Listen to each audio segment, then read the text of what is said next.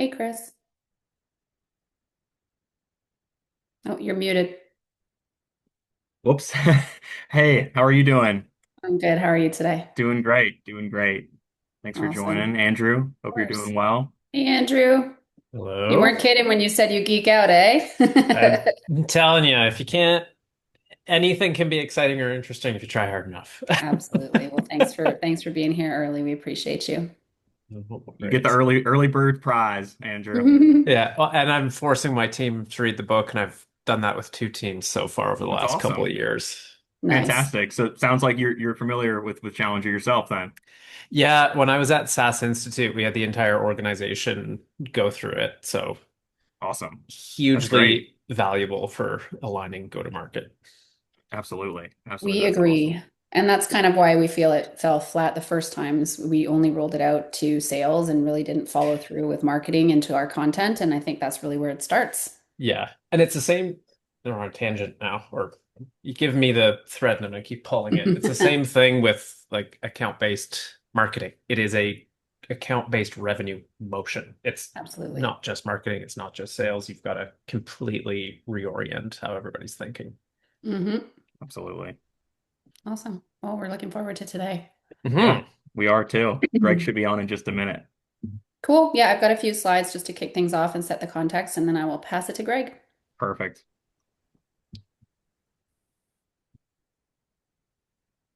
And where are you calling in from, Chris?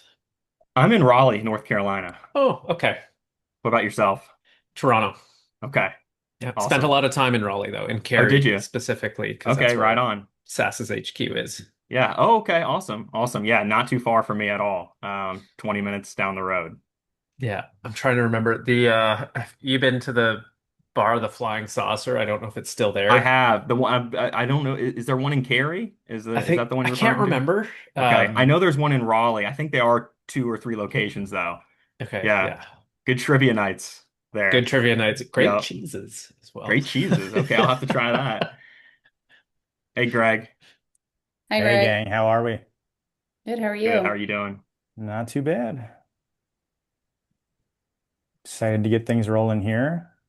Yeah, I was just saying to Chris, I've got a few slides just to set the stage, and then I'll kick it over Okay, to you once we have a fair size group on here.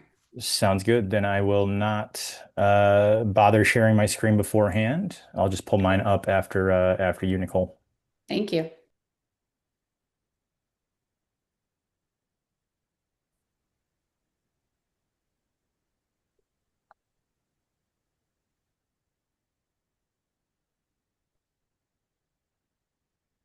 Andrew, were you based in Cary during that time? No, always based in Toronto. Okay. But our executive briefing headquarters was in Cary. And if you what was it? I think it's the second Iron Man movie. The Stark Enterprise is Cary campus with Oh, the really? executive briefing center is that building. Awesome. So I was back and forth all the time. No, it's a good good airport. I like to Yes. say easy airport. Very easy.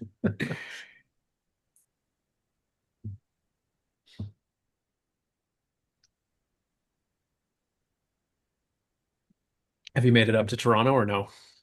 Never, never. Would love to though. Definitely recommend the I need summer, to get up not to. Yeah, the right. other Okay, yeah, season, maybe. summer or fall. Okay. Good advice. Good advice. Yeah, I'll definitely would love to get up there during like the warmer months for sure. Yeah, I'm from upstate New York myself, Andrew, so I'm very familiar with the lake effect snow and the winters that are up there. Don't miss Yeah. them. Where are you now, Greg? I'm down in Charlotte, North Carolina. Oh, okay. Gotcha. Yeah.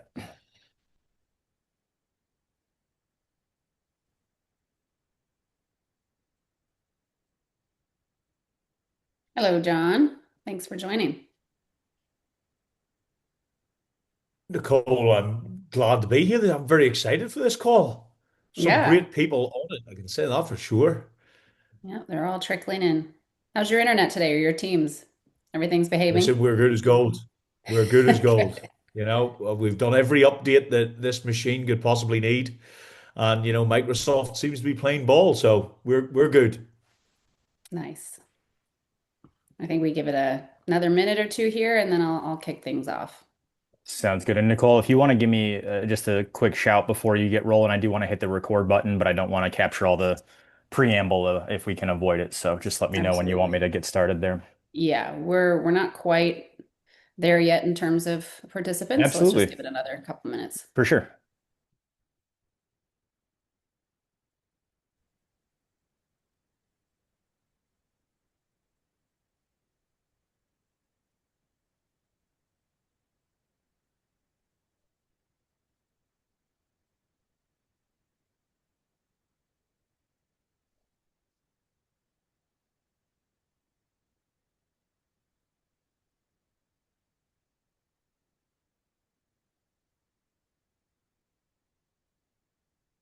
Okay, we're really quiet. This is awkward.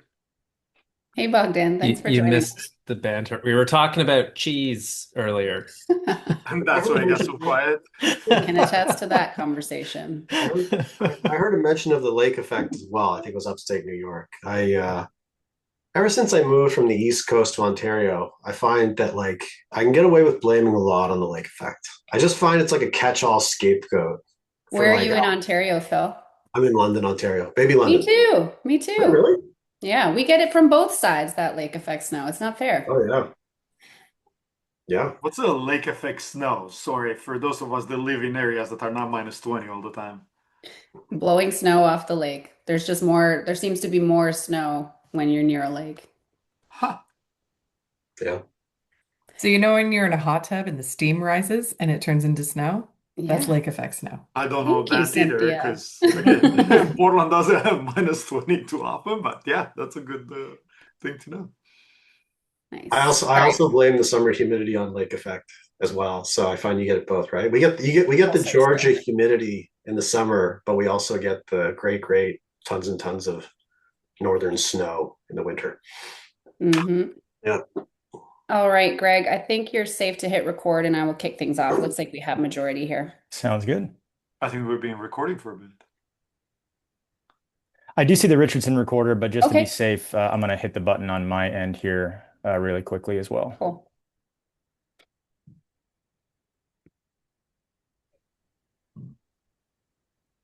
Oh, and it wants me to be the host. Give me 10 seconds. I'm going to jump out and jump back in. Okay.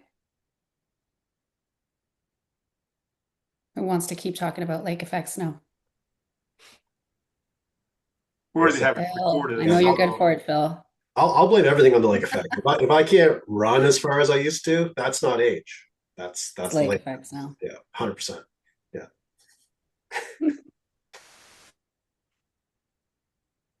What a crew we have here.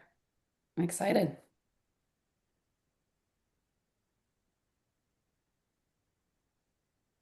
Sorry, Zoom is, of course, making things interesting for me.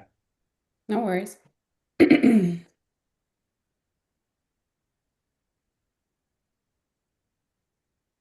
Do we need Chris to record? I'm seeing we're recording on my end as well, Greg. So I think we should Okay. be good to go. Then let's just hit it then. Mhm. All right, let me share my screen and I'll kick things off for us. Just one sec. All right. Can you see my screen? Sure can. Perfect. Yes. All right. So before we jump into the workshop today, I wanted to take a moment to zoom out for everybody. Earlier this year at SKO, we launched our next level selling with the sales organization. We aligned on what it's going to take to win bigger, more complex deals in 2026 and what strong execution needs to look like across the field. Today is about extending that alignment to marketing because how we win isn't just about what happens in a sales conversation. It really starts with the insights that we take to market, the narratives we build, the tension we create in campaigns, and the commercial framing we reinforce everywhere. We're not here because something's broken. We know we had a strong year, we moved up market, and we proved we can win. But as we analyzed our biggest wins, we saw patterns. When we show up differently, when we lead differently, outcomes change materially. So this isn't about fixing any failures. It's really about deciding that what drives our best outcomes shouldn't happen occasionally. It should happen predictably. And that's where today begins. So if we step back, we already have really strong components across our go-to-market motion. We have a powerful product story, a very capable sales team, strong marketing programs, and we have proven messaging in pockets. The challenge hasn't been capability, it's been consistency. In some deals, we lead with insight and reframe customer thinking. In others, we respond to what the customer asks for. And in some campaigns, we create urgency and commercial tension. And in others, we simply educate but don't challenge. And that variability shows up in our outcomes. So many of you may have participated in a Challenger workshop here at Dayforce years ago. The issue was never the content. It was that it remained a training event, not a system. There was no reinforcement, no measurement, and no shared accountability between marketing and sales. And so it faded. Here's what's changed this time. We didn't rely on belief. We studied our actual customer conversations in Gong, and the data was clear. When Challenger principles are present and when sellers multi-thread executive stakeholders, our win rates doubled. Our average sales price more than tripled. And that's not opinion, it's not theory, it's not consultant language. That's truly our data. So this isn't about whether Challenger works. It's about whether we're willing to standardize what's proven to work. And that's where marketing becomes critical. Challenger is fundamentally about how we frame insight and commercial impact. And that starts long before the sales call. So our sales stages aren't changing. What is changing is the rhythm and discipline inside them. Challenger defines the behaviors. Tempo operationalizes execution. Gong measures and reinforces it. And together it becomes one system. And why that matters for marketing? Because fragmentation kills consistency. If marketing one's run narrative, sales improvises another, leadership coaches something else, we lose credibility in the market. So this system ensures shared language, shared expectations, and for the first time, shared measurement. Marketing can now see if our insights are being used, if they're landing, if they're influencing deal progression. That feedback loop didn't exist before, but it will now. And so next level selling isn't replacing what works. 2025 again proved that we can win. This is about making strong execution stronger and repeatable. Challenger will clarify how we create momentum in conversations. Numentum is another vendor we're working with to strengthen how we build that top of funnel pipeline. And Gong is giving us visibility into what's actually driving outcomes. And for marketing, we think this is critical. Your messaging shapes the commercial insight that sales brings into the room, and it determines whether we challenge thinking or simply respond to it. When marketing and sales align on the same narratives, conversations will elevate, executive engagement will increase, and deals will grow. This isn't just a workshop. This is about aligning on how we show up in the market together, intentionally and consistently. And with that, I will pass it over to Greg from Challenger to kick off the workshop today, and want to thank you all for being here and leaning in. Greg? Thank you so much, Nicole. Really appreciate that. My pleasure. Let me get my screen pulled up for us here. Let me know if and when that's showing up for everybody. We see it. Fantastic. Wonderful. Well, thank you all, and echo everything that Nicole said. Really appreciate everybody taking the time for today, showing up, taking this seriously, and really giving us your best efforts here to really weave the Challenger approach into all of your work on a daily basis, right? This is not just a sales play necessarily, right? This is really something that requires the involvement of marketing, of people like you as well. So this is as critical for all of you and for Dayforce as it is for any other function or BU. So again, your participation today is crucial, and we really appreciate you all taking the time. What is today going to look like? We'll get to the agenda here in just a moment, but some things I like to put in front of the group to help me sleep tonight. Not that I'm worried about any of you in particular, but this is going to be again a 4-hour virtual process that we've got going today, and then next week as well, which can be tough, right? 4 hours in front of a computer, not always easy. So my commitments to all of you are that I will make sure we have plenty of breaks. If at any point you need to step away or something comes up, obviously feel free.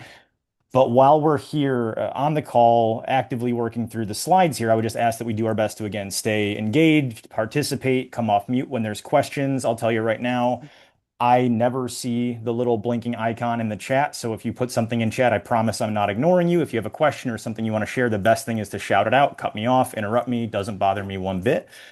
Other than that, again, this is really about helping all of you understand, right, the Challenger approach at a deeper level, specifically how it relates to marketing. So at any point, if there are questions, if I'm moving through content too quickly, something I can clarify, or you just need me to repeat myself, again, don't worry about sticking your hand up or going into the chat. Just shout out, come off mute. Doesn't bother me in the slightest. And again, we do have the action book, which I believe everybody has received. But if not, I think I can drop that right into the chat here. So if anyone doesn't have it handy, then you can find it in the chat here in just one moment. What we're going to do briefly here is I'm going to ask everyone to introduce themselves, not person by person, because we've got a big group today, but I'm going to have you drop some answers to some questions in the chat here in just a moment so I can get to know all of you a bit here. Um, to that end, this is what I'd like to get to know from each of you. If I could just have your name, where you're from or where you're at currently, role, tenure, and then to keep it interesting, your first concert. What was your first live musical experience? Okay, so again, feel free to drop those into the chat here. And as we're doing that, I'll share a little bit about myself. Again, my name is Greg Kedenberg. Originally, as some of you may heard, from upstate New York, now down here in Charlotte, North Carolina.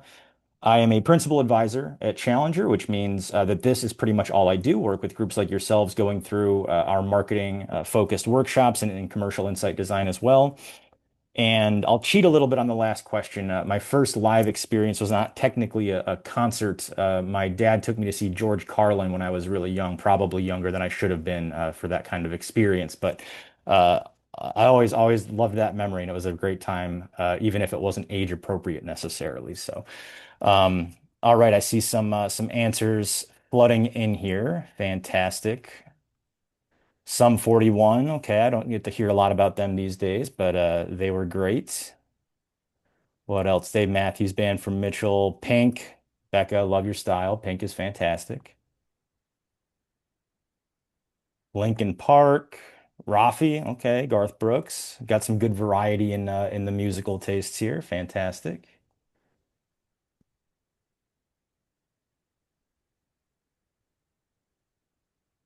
Phantom of the Opera. I don't get a lot of musicals in the answers. Fantastic. Cyndi Lauper and Sync. Okay. Mickey Mouse Club. I like that as well. All right. Well, appreciate that. If you're still working on your answers, take your time. Feel free.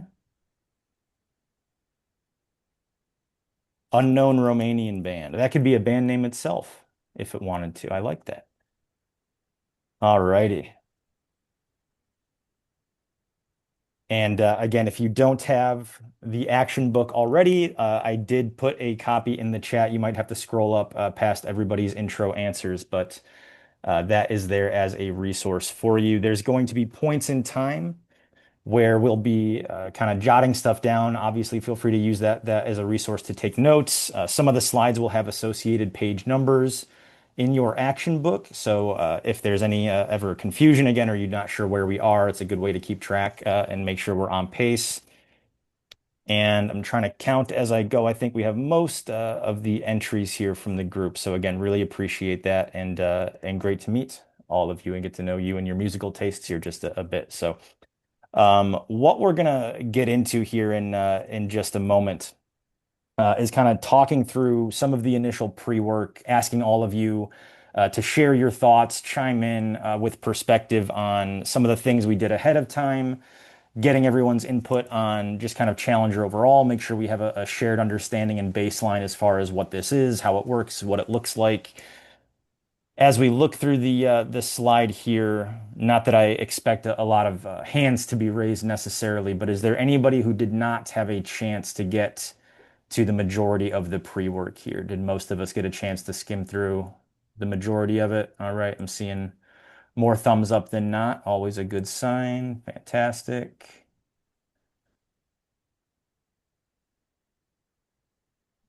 Okay. Then, like I said, we're going to get into some of that here in just a moment. Again, before we get too much further, I just want to put the agenda here for the next kind of hour and a half-ish, and then we'll switch gears a little bit and I'll tee up some new agenda items for us at that point. But again, we're going to open with here first and foremost, all right, is really understanding the research that Challenger was born from. Again, where did this come from? How does it work? Make sure we answer any questions that anybody may have. Really digging into, again, your roles, right? What specifically does marketing need to be aware of? How do we plug in to Challenger from our role, our team, right? The more obviously marketing focused functions that we work in, talking about the types of information that we can share with our customers. Okay, we're going to get some conversation going around where we tend to focus today, where we want to be shifting our focus towards in the future. And then we'll wrap up this first portion again, talking through commercial insight specifically, right? Which is, again, very much the kind of Challenger flavor of messaging, the go-to-market narrative there that we all know is so crucial. So, as promised, what I'll do is I'll pause here for just a moment. Any initial questions, comments, thoughts, concerns? Agendas sound good? Anything we didn't hit on from an intro or opening remarks? How are we feeling overall? All right. I'll take the silence as a tentative optimism. Fantastic. Then I'm going to stop talking myself and I'm going to open it up to all of you. Again, I would love to kick things off here with some back and forth, a little bit of mind share as we think about Dayforce, our world, our customers, our market. What comes to mind when we think about Challenger today in our world? What does that look like? What parts kind of jump out as relevant? What maybe is not as crucial or pertinent for us? What are our initial reactions or thoughts here as far as Challenger at Dayforce?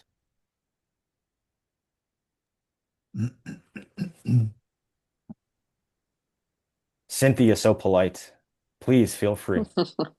Thank you. I have unstable internet today, so I'm going to stay off camera. But specifically, I love this moment that we're at because my colleague Jeff and I, as well as a few other colleagues in marketing, working closely with John and Nicole, are trying to introduce attention and real world problems to help position Dayforce as the natural answer or the natural solution. So your timing of this or our timing of this participation is perfect. It's so beautiful for it. Amazing. Love to hear that, Cynthia. Yeah, just to add to that, one of the things looking at the examples and then going through this as far as Challenger's concerned, it is perfect timing looking at how we message and how we create content and assets and so forth, working with Nicole's team to be able to make sure that it hits the mark with our sellers and with the customers that they're working with. So it's perfect. Yeah, that All right. HBR article was really telling when it was talking about the language that is used. Yeah. And Yeah. I think it's a great reminder for all of us to not be so cookie cutter against our competition because the reality is a lot of companies are saying the same thing. So how do we differentiate? True. Yeah, I would say I'm in field marketing, and it really is a lens into how the sales team is working and being able to collaborate and just align with them better. So for me, this is great to have that insight. I work specifically with the large enterprise and public sector team, so definitely Challenger. I see a lot of things that we're already doing in large enterprise for sure. So it's really great to kind of hone in on this and understand it more. Love that, Sherry. And I'm glad you brought that up, right? A lot of the times the Challenger research, right? Clients I work with will come at me with some version of like, well, we kind of do some of this already, or we see some of pieces of this kind of, in our day-to-day before we ever started working with Challenger, which is not unusual in the slightest, right? There's a lot of aspects of this that are kind of intuitive, right? Or just kind of come to life on their own. So this is a lot less of like, hey, let's rip out everything we're doing and start doing a bunch of brand new stuff, and a lot more of hey, let's find what's already working, where this is already taking root and taking hold, and really just try to highlight those and grow those examples throughout the rest of the organization. 100%. Sherry, well said. Hey, I'll add from my end, lens. A lot of my work, which is PR, social, blog, podcast, is hitting the buyer journey before they hit the sales cycle. And Phil, who's on the call, we're trying to be more provocative this year in the conversations we have with our audiences. So I think this plays in perfectly with timing to encourage us to be more so. Provocative is one of the keys here, right? Just like Nicole mentioned, that tension, right? That constructive tension. Absolutely, Terry. Well said. Phil, I think I saw you raise your hand again, very polite. Don't feel the need to, but what are your thoughts? I was gonna essentially echo the same point. I think that the more we do a lot of thinking on the content team, certainly around like competing in today's attention economy, right? And when we're trying to target stakeholders, especially senior stakeholders, we do need to ask ourselves the question like, why would they ever stop their scroll, or why would they like pay attention to anything we were saying if it wasn't, unique, surprising, urgent commercial insight? Yeah. Great point, Phil. Absolutely. I thought the HBR article was very relevant because we just finished up a ROI study with Forrester Consulting, and it doesn't simply focus on the ROI of the software. It actually focuses on the ROI of why it's important to make a change. Absolutely. And sorry, what was your name? Jen Artery. Oh, sorry. My Jen, name's you have a not bunch of there. numbers and letters instead of your name here. Let's give you your real name, Jen. There we go. Now I Jen. can Thank call you. you that instead of P12984. So you said two N's, was that right? Yes. Okay, Yes. I want you to have the right name, Jen. So let's give you your Oh, second it's name. okay either way. No. We got to get it right. Appreciate that. And again, Thank you. you're absolutely right. It's a lot tougher to shift from, why should you work with us? What's the value? What's the ROI to, well, what's the problem, right, with what you're doing today? And how can we really highlight that cost instead of jumping right to Dayforce, right to our solutions? It's not easy, right? But that's part of what we're going to be here to address for sure. Greg, one more thing. I think that we're all very comfortable using stats, and we kind of hide behind the stats when we tell a story as like X% of people, get these results when they use Dayforce. And that's great, but I think the part that we're missing is just what's the cost of not doing something differently Bingo. after including the stat. Exactly. And I think it's a lot just of like Phil people in said. the sorry, Sorry, a lot of Annalise. people in the comms world too. I think we're sensitive, or at least I am in my world, to leading the witness in these discussions. And I think we have to get more comfortable also with leading the witness. And I'll do you one better, Annalise, right? The witness is telling us in very plain English that they want to be led, right? Tell me where I need to go. Tell me what I need to be thinking about that I'm not thinking about.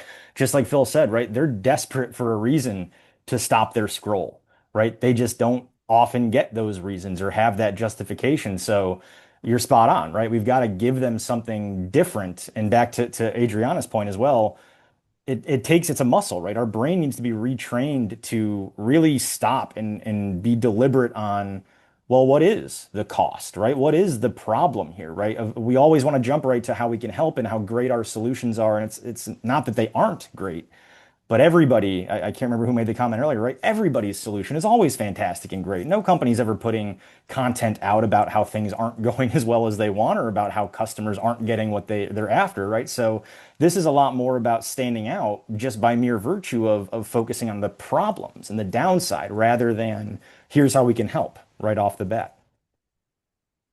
Really good discussion so far. Anything else on this slide here? I think for marketing is very much about messaging and content, right? Because marketing can also help shape how customers think about the challenges earlier through things like thought leadership and events and maybe content that's focused on, for us, broader workforce trends that companies are dealing with. Absolutely. Luis, well said.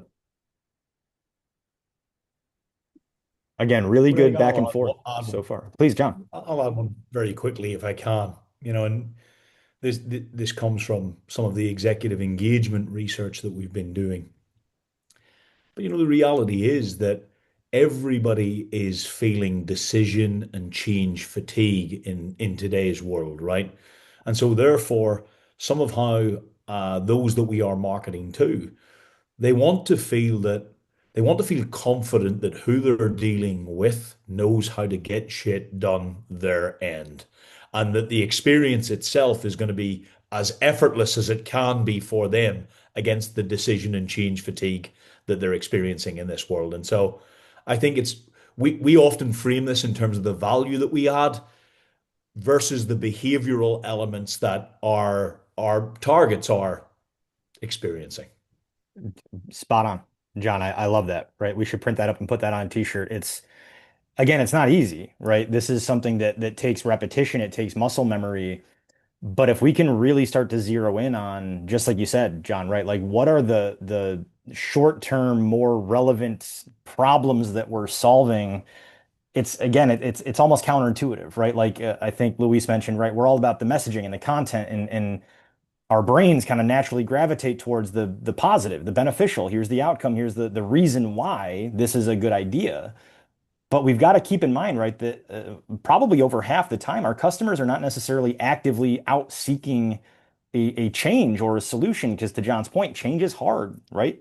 Doing things differently is not easy. And if things are working, maybe not even perfectly, maybe things are just good enough, they're sufficient, they're adequate. I'm not going to go out of my way to break this process or this approach that I'm used to, unless I've got a pretty good reason, right? So I think there's a lot of value in, John, to your point, being as transparent as we can that, like, look, I'm not saying this is going to be completely painless. There's going to be no pain or fatigue involved whatsoever, but it's better to do it now, right? And get it out of the way and get over that hump and be prepared, right, for what's coming next instead of being caught completely off guard. Okay. Again, really, really good discussion here. I do want to get to our next question. So we will have another chance to chime in with some thoughts here. But for those of us who spent some time on the pre-work, a little pop quiz question for us on the related topic. When we were talking about in that pre-work piece, customer loyalty, right? And the drivers that influence that loyalty. Who can remember what was the impact of brand specifically? There was a number associated with it. Can anyone remember or take a guess when we think about how brand plays into how loyal a customer would be? Isn't it like 19% or something like that? It's just low, right? Yeah, it was like 13, I think, or something. Yeah. In the teens, I Yep, think. absolutely. Right. 19% gold 19. star for Luis and for Annalise and Todd as well. Gold stars all around. But yeah, right, that's what it was. Company and brand impact 19%. And then if we look at the other aspects on the page here, right? Same number for product and service delivery, a little lower for the value to price ratio, and then we're off the page here, more than half from that sales experience, right? Now, the first time I saw this slide, I'll be honest, it kind of caught me off guard, right? It took me aback a little bit. It didn't make a ton of sense to me at first blush, right? Because as I'm looking at this, right, I'm seeing these left-handed three most columns, the company and brand, product and service, value to price, three pretty historically significant, important drivers for someone making a purchase. So I'm curious, right? And I'd love to get some input from the group here. Why are these numbers the way they are? Why are these percentages maybe not as counterintuitive as they might seem? I think it's because this looks at existing customers. So once you're an existing customer, kind of your engagement with the company becomes so determined, right? Versus new customers that didn't have a chance to work with you, right? I think there has to be the other side of this that says, hey, what drives intent of purchase for customers?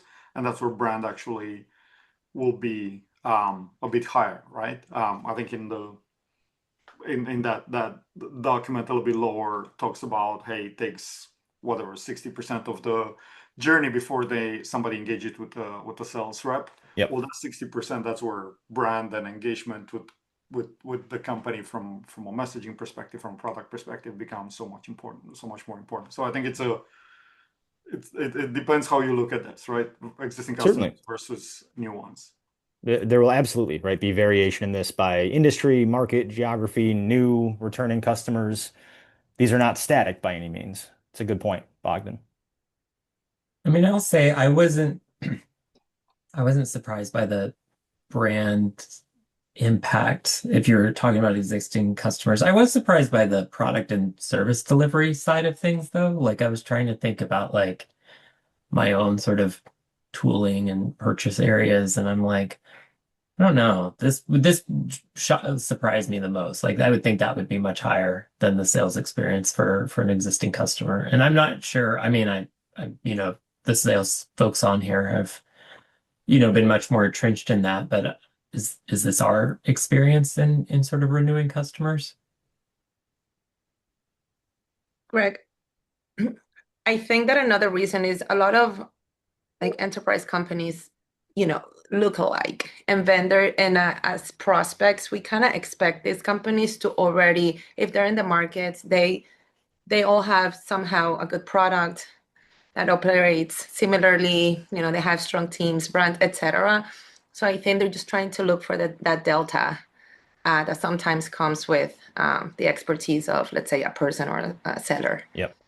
It's a great point, Adriana, right? A lot of this is, first of all, an average, right? So Bogdan, to your point, this is not necessarily reflective of our, company or customer base necessarily, but I think you hit the nail on the head, Adriana. A lot of this is just boiling down to the fact that, look, from the customer's perspective, a lot of enterprise organizations do look pretty similar, unfortunately, right? A lot of large vendors that operate on that level, unless I'm already a really savvy, informed buyer in a particular sector or space, I might not have enough knowledge or perspective to meaningfully compare these at a deeper level. And I've got to assume, right, that if, a company's been around for a certain amount of time, just like you said, their product probably works, right? It might not be the best, it might not be the gold standard, but I bet it functions, right? They seem to have a decent brand or reputation, right? The value to price ratio is relatively similar to what I'm seeing from comparable organizations and vendors, right? So these first three, it's not that they're unimportant by any means. And I don't want anyone to walk away thinking, oh, Greg told us brand and value and price don't matter, right? Obviously not the case, but it's about the proportion, right? These three on the left, definitely important. You have to have them, right, to operate, to be a player in the game. But these are more or less table stakes, right? Like customer baseline expectations, walking in the door or interacting with a piece of content or media that, look, they've got these first three, right? I might not, again, know exactly how to compare Dayforce to the next closest competitor in terms of brand or product or value, but I'm betting they're both, roughly similar from me as the layperson customer, right? Whereas that sales experience, and you can even mentally replace that word sales, right, with buying or with customer experience, right? Because I think sometimes the way it's written there gives that misnomer that it's just the job of sales or just a seller's responsibility to do this, which we've already talked about, right, is not the case. If anything, marketing has more of an opportunity to influence this. I think, Bogdan, you made the point of before that 57%, right before they start to reach out to us and to interact with us, we have a lot of opportunity to educate, to influence, to challenge, right, what they believe to be true about their problems, their goals, their challenges, right? So the experience is not, necessarily more important than these other pieces. The way I've always interpreted this is that that's the place where most companies don't bother putting as much emphasis, right? A lot of companies really hammer the brand, really hammer the product and work hard to have the best value and be the lowest cost option.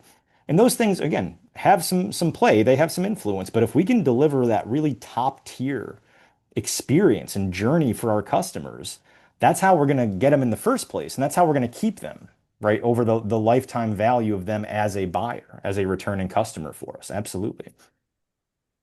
I'm just looking in the chat here again. I'm trying to not ignore the chat as much as I have in the past. So all good points in here. Hey, Greg, I have another question on this one. So, Please. like with the sales, like when we think about what sits behind these words, like what is included when we say sales experience, what is included when we say these other areas? Like when I think about sales experience, it's almost like parts of this could include aspects of the value that they're recognizing or understanding. It could include what they know about the service delivery and the trust that sales has built with them as it relates to, so I think each of these sort of like smaller buckets can almost find their way into the sales experience. And it's around building the trust, building the knowledge, showing in proof of concepts that, we do what we say we do, right, as part of POCs and sales engineering. So I'm just curious, like, I think that's another reason why this could be so high is there's so many aspects of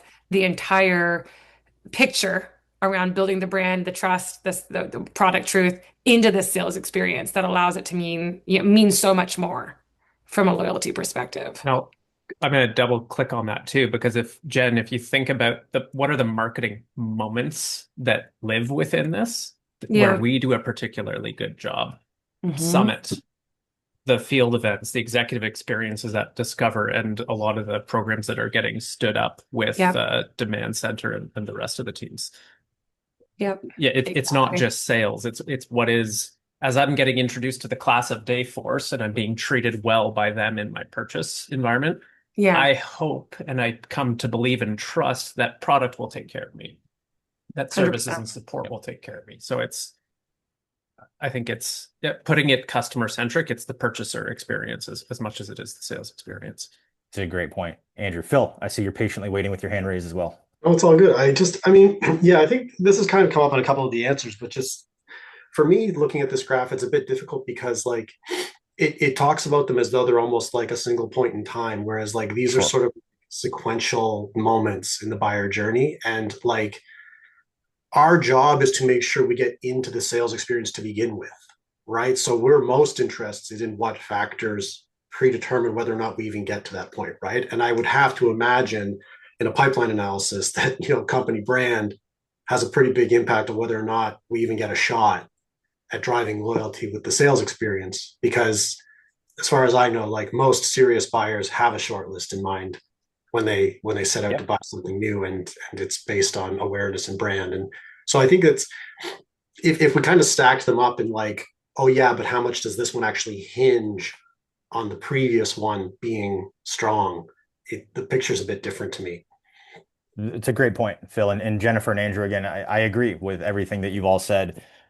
You know, we dice it up visually like this for the slide, right? But of course, there's some interplay, some overlap. Some of the brand perception might leak into the sales experience or the value that I perceive from the product or solution or delivery. There's definitely some blurry lines between some of these. But the first question that you asked, Jennifer, right? Like, how do we unpack the sales experience, right? What really makes that up, or what are the key components? I love that question. I love that question so much. I'm actually going to ask all of you that question. All right. So back to our pre-work here, right? Same thing. Who can remember? Little mini pop quiz. What are those things that customers are telling us pretty transparently? Like, look, this is what I'm after. If you can deliver these things or this type of experience, this is what will move the needle for me. What do we think? They want insights and they want kind of answers, right, to problems that they have. So they expect, the person that they're talking to come with that level of expertise. Insights, Fernando. I love that word. I'm a little biased, but I'm a big fan. What do you mean by that? What's an insight to you? So it's understanding their business. It's sharing best practices from other organizations like them, right? Helping them understand. A point was made here, like what is the cost of not making, a decision? What does that look like? I love that. It's a great definition, Really about Fernando. helping them reduce confusion between vendors, right? Helping them understand their problem better. And I think if the buyer feels that the seller helped them make that smarter decision, I think psychologically that creates trust. It's more like consultative. Oh, sorry. No, I was just going to say I couldn't have said it better, Luis. Absolutely. Mitchell, please. Yeah, I just think it's more being like a consultative seller, right? Like taking the time to, it's not like we have the shiny project value-based selling. It's like, okay, what's the industry? What's your problems? What's my POV? Where do I think I can help? And what are the insights and or problems that other companies of similar strategy, like similar areas, have experienced, and how have they navigated it? Not even talking about the product per se. Like eventually it'll be there, but like how do you keep it top level and more in the philosophical, strategic, high level, and not just going into like, oh, I have a solution for that, because then you lose all credibility. Exactly. Great. Right. And Yeah, maybe please. education on the risk. So things that they may not know about, maybe overlooking. Risk. That's a point. key word here. Absolutely. Explaining Todd, what do you these think? trade-offs earlier. What was that, Luis? Explain the trade-offs clearly and early in the journey. Yep. That's a great point. Lay everything out for them as plain as we can, for sure. Be comfortable driving tension. Jen, that's a great one. Not one we're often comfortable with, but tension is crucial to the process. Absolutely. Todd, did you have something you were saying? Yeah, having worked with a lot of sales people in the past, and recently, one of the things that, they get trapped into or they get cornered into is this sort of back and forth and, hey, go get me, hey, supply me with, hey, provide me with, and so forth. And I think for them to come to the table with, like Fernando said, with the answers to a lot of the questions up front and those insights, like he said, and to have everything kind of spelled out as far as the industry that they work in and the type of business that they do, and how we at Dayforce can, show that we already have worked with customers like you, kind of thing. That helps, and it kind of diffuses all those kind of back and forth, back and forth, back and forth, and it cuts Yep. to the chase instead of, Absolutely. Again, all really good points. I'll stop burying the lead here. I'll bring up the next slide. But I think across all of the responses here, I think we covered the bases for sure, right? So straight from the customer's mouth, right? What they're very, excuse me, unambiguous in communicating is, look, I want, just like Fernando said, number one, insight. I want unique, valuable perspectives. I want someone who knows what I'm dealing with, what I'm going through, and can help me figure out how to get where I'm going as quickly as possible, with as few headaches as possible, with as few missteps and pitfalls. And again, I can't remember who chimed in with this, but the idea that, other sellers, other vendors they might be talking to, right? They're just jumping right into, well, here's everything we've got. Here's our solution portfolio. Here's all the ways we can help you. You tell me, what do you want? And I'll sell you anything. I've got an answer for any of your problems. Put yourself in the shoes of that customer, right? That's not very helpful. It's great that you've got this wide portfolio of options for me, but I might not even know what my problem is, right? So how am I going to trust, right, this seller who all they seem to do is show up and throw the kitchen sink at me, right? There's not a lot of indication that they understand what I'm dealing with or have dealt with my situation before. So number one, right, really is, just like we've all said, it is that unique, valuable perspective. It's us coming in and saying, hey, look, you're not alone, right? Lots of people are struggling with this aspect. We work with people like you and your organization all the time, right? Let me talk to you about some of the issues that we see people like you doing what you're trying to do, right? Let me highlight some of that risk, talk to you about what those problems could be or might be down the road, and use that, right, as the way to garner that trust and build that relationship, right? Back in the day, before I moved to this role, I worked in a similar job to Chris, who I think jumped off as a kind of project manager, customer service manager for our clients. And I always would joke when I entered a new kind of relationship with our clients that, you don't need to be here, right, to learn Challenger. You can figure this out. You can build it from the ground up. You can DIY this on your own.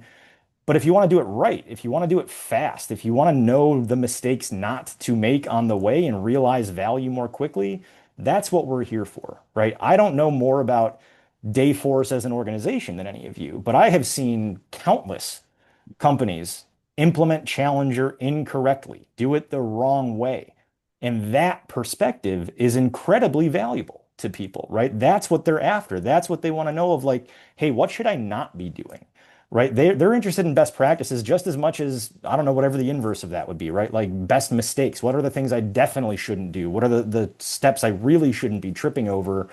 That's what that perspective is, right? And again, I really love, Fernando, the way you phrase that of like, look, I'm not just going to show up and try to sell you everything I've got in my bag. I want to, again, enter into a dialogue, understand what are you trying to get after? How are you currently trying to go about it? And once I know that, right, it's not like a mystery to them that we're there to sell them something, right? There's no sheet covering our body. They don't know who they're talking to or who they're reading this material from. So as long as we can be, again, transparent with them and like, yeah, ultimately I might try to sell you something, but that doesn't mean I don't have a vested interest in helping you get where you're trying to go and solve your problem and actually get you right where you're trying to get. There's a lot of value in that kind of approach. Number two in the middle here, this navigating alternatives. Luis, I think it was you who mentioned, right, the understanding of like who not to work with, right? Like what are those decision points you need to be thinking about? And that also requires some honesty on our end, right? As much as we want to be the vendor of choice in every situation, I'm guessing there are hopefully small pockets of customer issues that like maybe we're not actually the best choice. And maybe that stance of like, look, here's where we can really provide value and help. But if this is the one small niche thing you're trying to accomplish, maybe we're not the best choice, but I can help provide some guidance or understanding as to other options for solving that, right? That by itself can also build a lot of trust, a lot of good relationships and understanding. Wow, they really seemed like they wanted to help me instead of just sell me as many things as they could possibly sell me. But again, all of this boils down to number three, arguably the most important on the list here. It's again this idea of educating. And again, we've already talked about this a lot so far, but moving away, right, from that show up and throw up, here's what you have to know about us, here's why Dayforce is so great, right? Not that it's not, but that's what everybody's saying. If you're a customer, every company is telling you how fantastic they are and why you should work with them and why they're the number one and leading and gold standard and all of that. So by cutting through the noise and just saying, hey, we get it. We understand what you're trying to do as a customer. It's not easy, right? Just that tone shift can be very like, wow, what a breath of fresh air. Someone isn't just telling me how many years they've been in the industry or bragging about all the logos that they work with. They're trying to show concern and understanding for me, what I'm going through. Hey, maybe I should click on that post or read through that blog or watch that video. Those guys seem like they actually care about what I'm going through, right? So again, this isn't education in a academic setting, right? We're not trying to lord over our customers and say, I'm smarter than you, I know more, and that's why you should listen to me, right? But someone earlier shouted out that key word here, which is consultative, right? To me, this is more about that hand-holding, that like empathetic, again, you're not alone. We see this a lot. We see people like you trying to do what you're doing and dealing with these issues day in and day out. Let me help you understand how much worse it can get if you keep going down this road. Once I've convinced you there's a problem, that there's value in taking a different approach, yeah, sure, maybe I'll try to lead you towards our offerings in this area. But it's really, again, about leading with that concern, that educational teaching posture, rather than, okay, let's get the signature, let's sell as much as we can sell and hope that we, win the contract necessarily, right? Again, that was a lot of rambling that Greg just did, so I'm going to shut up. Thoughts, questions, reactions to any of this? I like that. I would also say too, on the personal side, you also have to think about what's in it for them, right? So everybody wants to do a good job at work. And if the solution that you are bringing to the table is ultimately going to help them impress their boss or their boss's boss, that has a huge effect as well. So making it personal and making it a way that, we're going to help with your challenges, but we're also going to elevate you at the same time, which is going to ultimately, have great results and positive impact on your business, is just a win-win, right? So really getting to understand what's in it for the person personally, so you can, help, put a stronger lens on that as well. Well I said. love that, Sherry, and I think adding to this, right, ultimately, I'm a big fan of people are not buying for FOMO. They're not buying just for feature set. They're not fear of missing out on the latest and greatest. They're really buying, they think about de-risking first. Fear of messing up is much bigger than fear of missing out, right? So we need to educate and help them before they even consider buying. So that whole, I'm going back to that whole 57, 60% what they do research before they even talk to us. We need to make sure that we're there, that we educate them, that we explain to them to understand their pain. We show them other people that went through this transition. We show them that, this solution is not just us giving them, a feature set, but it's something that truly moves the business for them. And then to Sherry's point, their boss is not going to come after them and smack them down because they took a bet on us. You need to be top of mind, and you need to show up as de-risking kind of their decision before they even can consider you.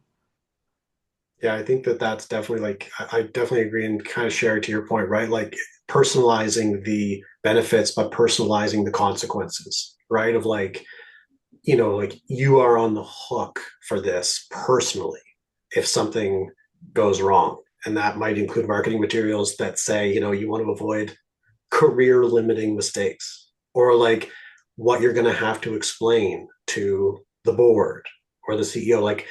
It is important, I think, to invoke, because I see the point there, right? Education on new risks that can affect my business. I think that at the end of the day, people care about themselves more than their companies. And there are ways of kind of getting at that as well. Yeah, that's how Bogdan makes us feel every day, Phil. Well said. We're so nervous.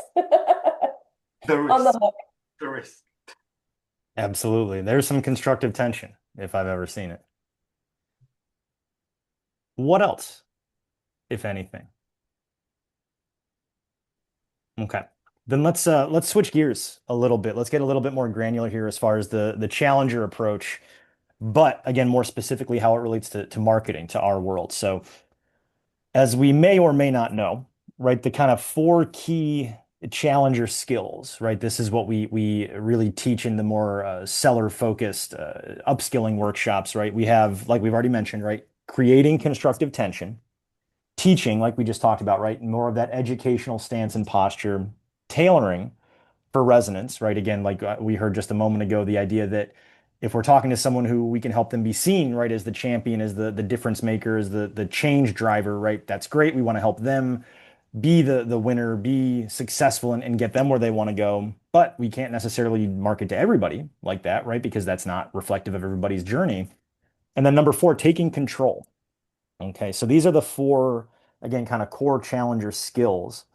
What I'm curious about, what I'm going to actually have us work on in a breakout room here in just a moment, is how do these things relate to marketing? Okay, what is our role in those four skills? Okay, so what I'm going to have everybody do really quickly is, if you can, take a screenshot of this slide. Okay, so that when we go into our breakout rooms, we have them handy. I think the slide will disappear once we're in there. But let's take 8 to 10 minutes, okay, and talk a little bit about, right, how does marketing create tension? What are our ways to teach for differentiation? How can we, through collateral, through content, through messaging, take control or tailor for resonance? Okay, I'm going to break us out here in just a moment. If you haven't taken your screenshot yet, please do. Once you're in your breakout room, I'd also like every group, I should say, to, like it says in the bottom left, nominate a room captain.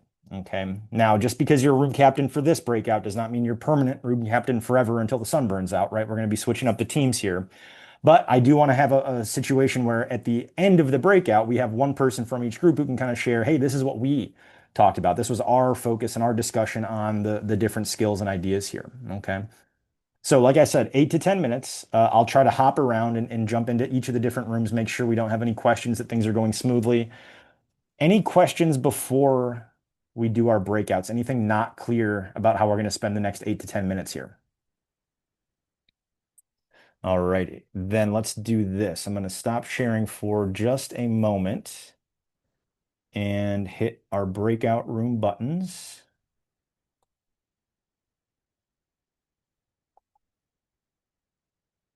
And let's see, we have 26 people, so let's do 5 rooms.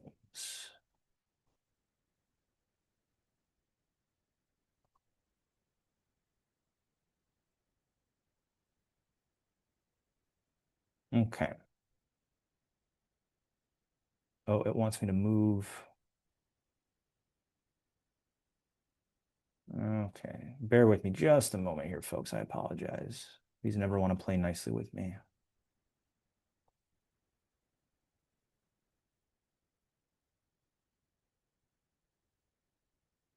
All right, I hit the assign automatically, but it did not assign them automatically. So I'm just going to put people here in the next 2 minutes into a room. Bear with me.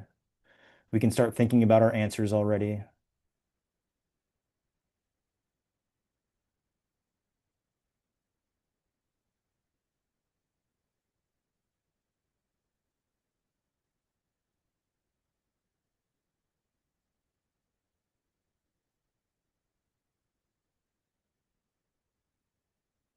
All right, so I'm going to open these up. And again, I'll try to hop around so I can help out where needed. So I will see you all in 8 to 10 minutes.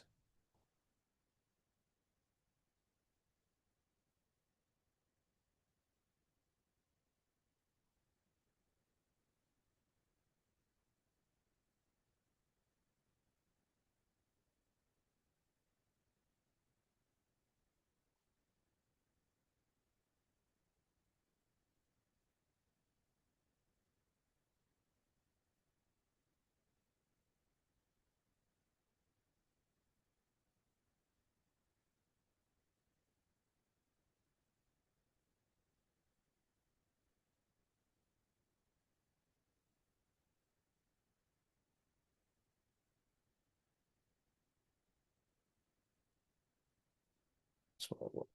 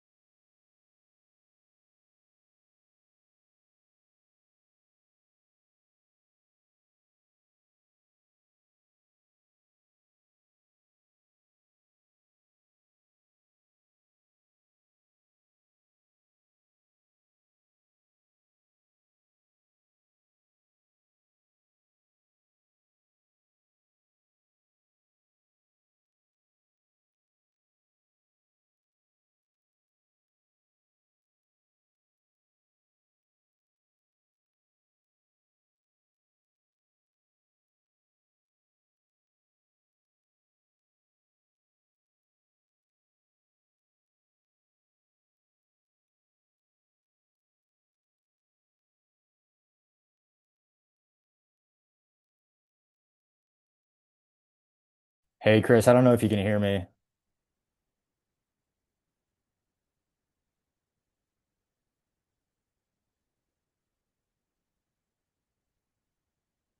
Hey, I accidentally left the meeting instead of the breakout room I was in, and now it's not. Okay. Yeah, I don't know no, why it does it like this, but yeah, no worries. I think you should. Do you have it? yep, it's back now. Just out of curiosity, what did you have to do? Like, what button do you have to press to? So I don't know. So I I was able to claim host with the code that I got from resourcing. And then from there I was able to make you co-host. Um, It's ridiculous. so I'll keep an eye on that. I appreciate you sticking around and helping me out because I don't know Yeah, what I of would have course. done No. if you didn't do that. Yeah. No worries. I'll And hopefully be we can just fix this more permanently.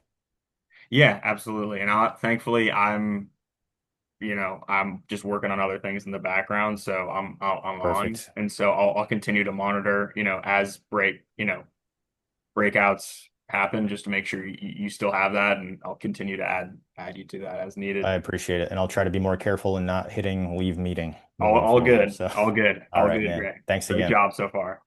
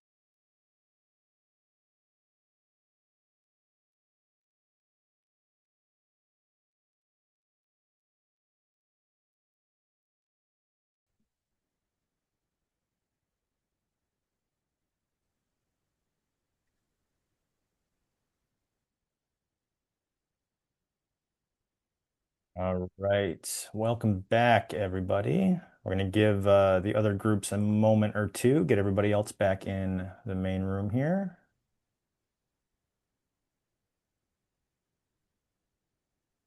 And just to double check while we reconvene, is the screen still up for us? Yeah. Yes. Okay, fantastic. I'm going to be annoying and probably ask that a couple more times as we come in and out of breakout rooms because there's nothing more embarrassing than thinking you're showing a slide and talking about it, and then everyone's just kind of staring at you like, we don't see anything. So appreciate everybody helping me out. All right. I was hopping around. I don't think I got to every group, unfortunately, but the conversations I did here were really strong. Who would like to kick us off? What group would like to lead with their thoughts on how marketing plays into our challenger skills here? I'm happy to break the ice on behalf of Andrew, Team One. thank you. All right. So in terms of the headlines, I guess, for what role does marketing play? I'm just going to go sequentially through. So when we were talking about where and the main role for creating constructive tension, foundationally for us, this sits at the messaging and positioning hierarchy. And a lot of the crew here will remember the positioning work that was done for creating simplicity at scale. It was a strong point of view that had a cascading ripple effect on everything else we put into market at that time, including a lot of the decks, how we showed up at summits, some of the sales enablement and training materials. And it was done in partnership with sales and some other folks as well, to my understanding. That naturally cascaded through to teaching for differentiation. When we think about what is the vehicle for delivery, and the thing that immediately popped to my mind and the group when we were talking about it was those "we see you" moments when we're thinking about what are those activations in the story.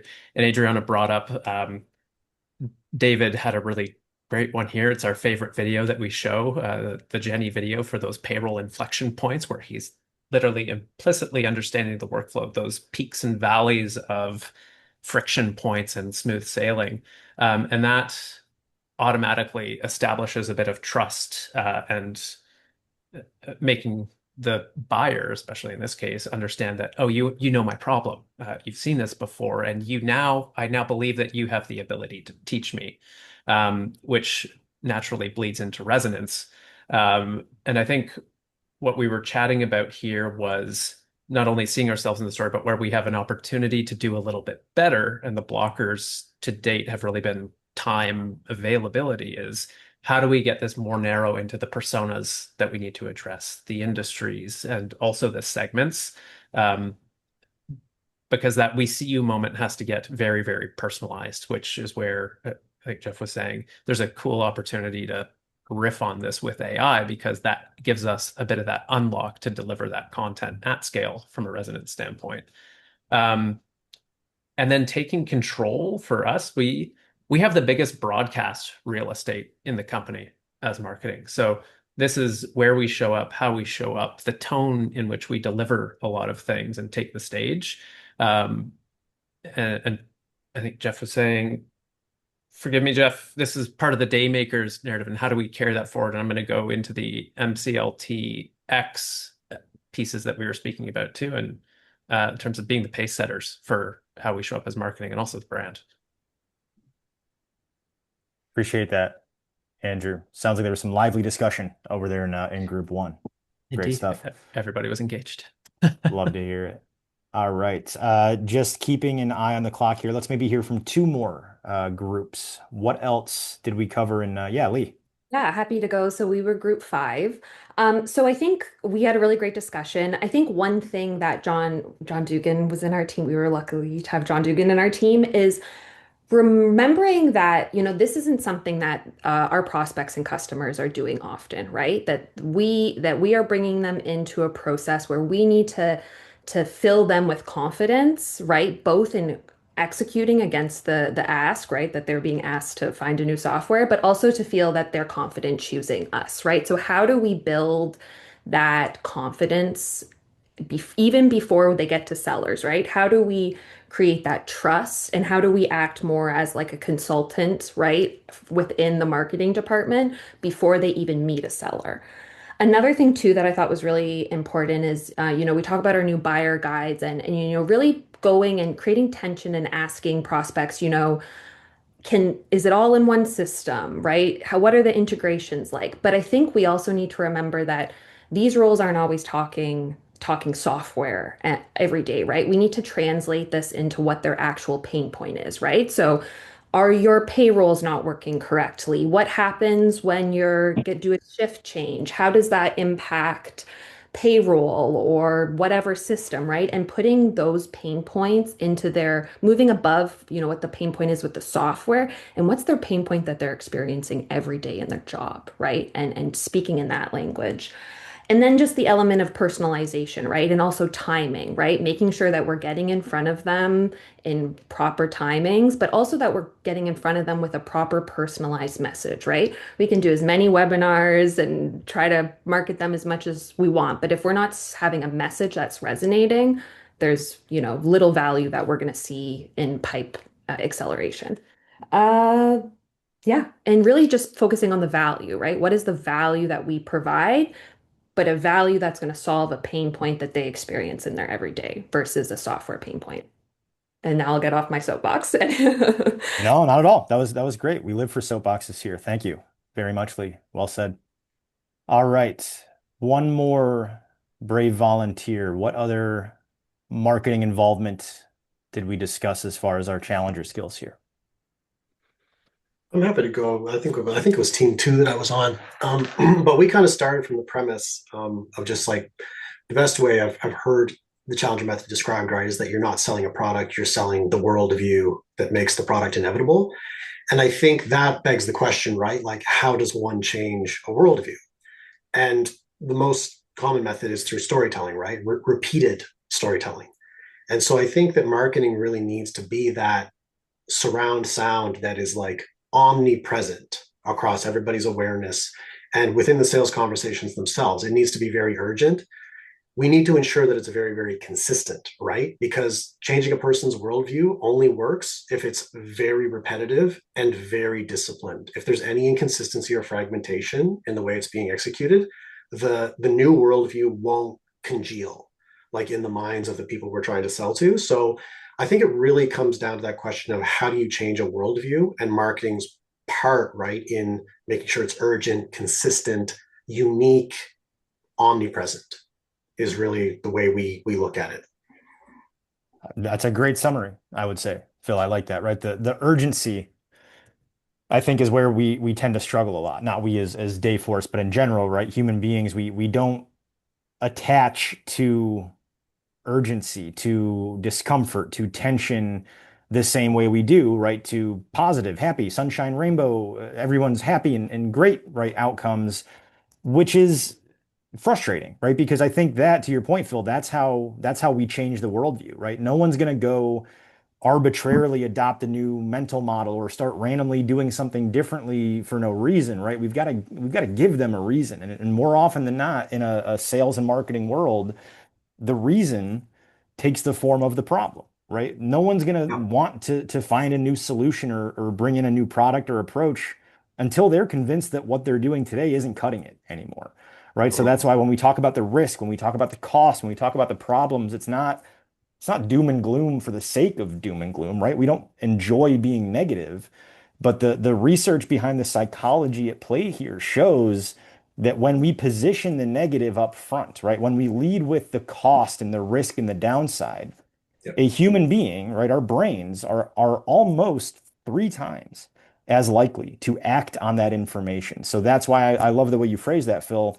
We're not selling a product, we're selling a point of view, a mind frame, a worldview. What we're trying to do is get these people to stop doing thing A, whatever thing A might be, and start doing thing B instead. And a couple other people, Lee, Andrew, you touched on this as well. The difficulty in this comes from the fact that not everybody's doing thing A. Some people are doing thing B, thing C, thing D. There's gonna be a lot of different versions of this out there. But once we start cascading and really penetrating into these broader, ideally less and less broad as we go down, right? This is where we're going to start to see those wins, those successes, and really seeing this take root the way that we want. And I think we need to be constantly asking ourselves, what things are we doing intentionally or unintentionally that are actually de-escalating the tension? I'll like just like a quick like failure story on that. Like when I first got here, I was producing a lot of content that was very much trying to empathize with where customers were currently at, which is like, here are your common problems. We see you, we know that like this is what you deal with every day. That actually provides a layer of reassurance that de-escalates tension. And they can hide in common problems. They're like, well, if everyone's facing this problem, then like it's not personal. And so it's just like that awareness of how easy it is to kind of let the tension on like loose or unintentionally de-escalate through empathy. So it's like we see you, but that doesn't mean everything's going to be okay. Yeah, I think it's kind of the way Great like point. we can put it. So it's just a bit of a reframe there that we're certainly working on to turn around. It's a great point. And again, easier said than done. This is not about flipping a light switch. This is about slowly building the habit and the muscle memory over time. And I think we're well on our way there. So anything else from our group discussions here or the slide before we take our first break? All righty. Again, really great work so far. I like to pick random times so that they stick in people's brains more. So let's take a 6-minute break here. We'll come back at 26 past the hour. Okay. Sound good. See y'all soon.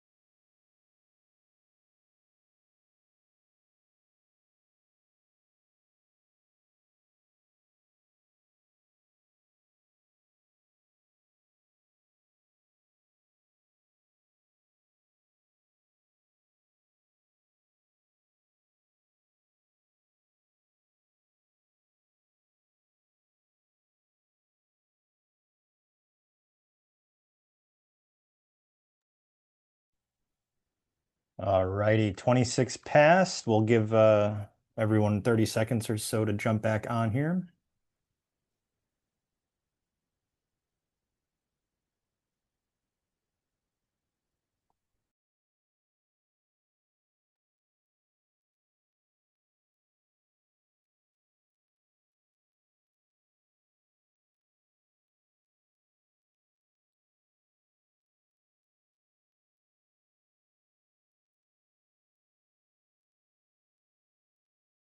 All right. Seeing more and more smiling faces popping back up. Wonderful. Okay. On the slide in front of us here, what we'll see is a probably familiar graphic.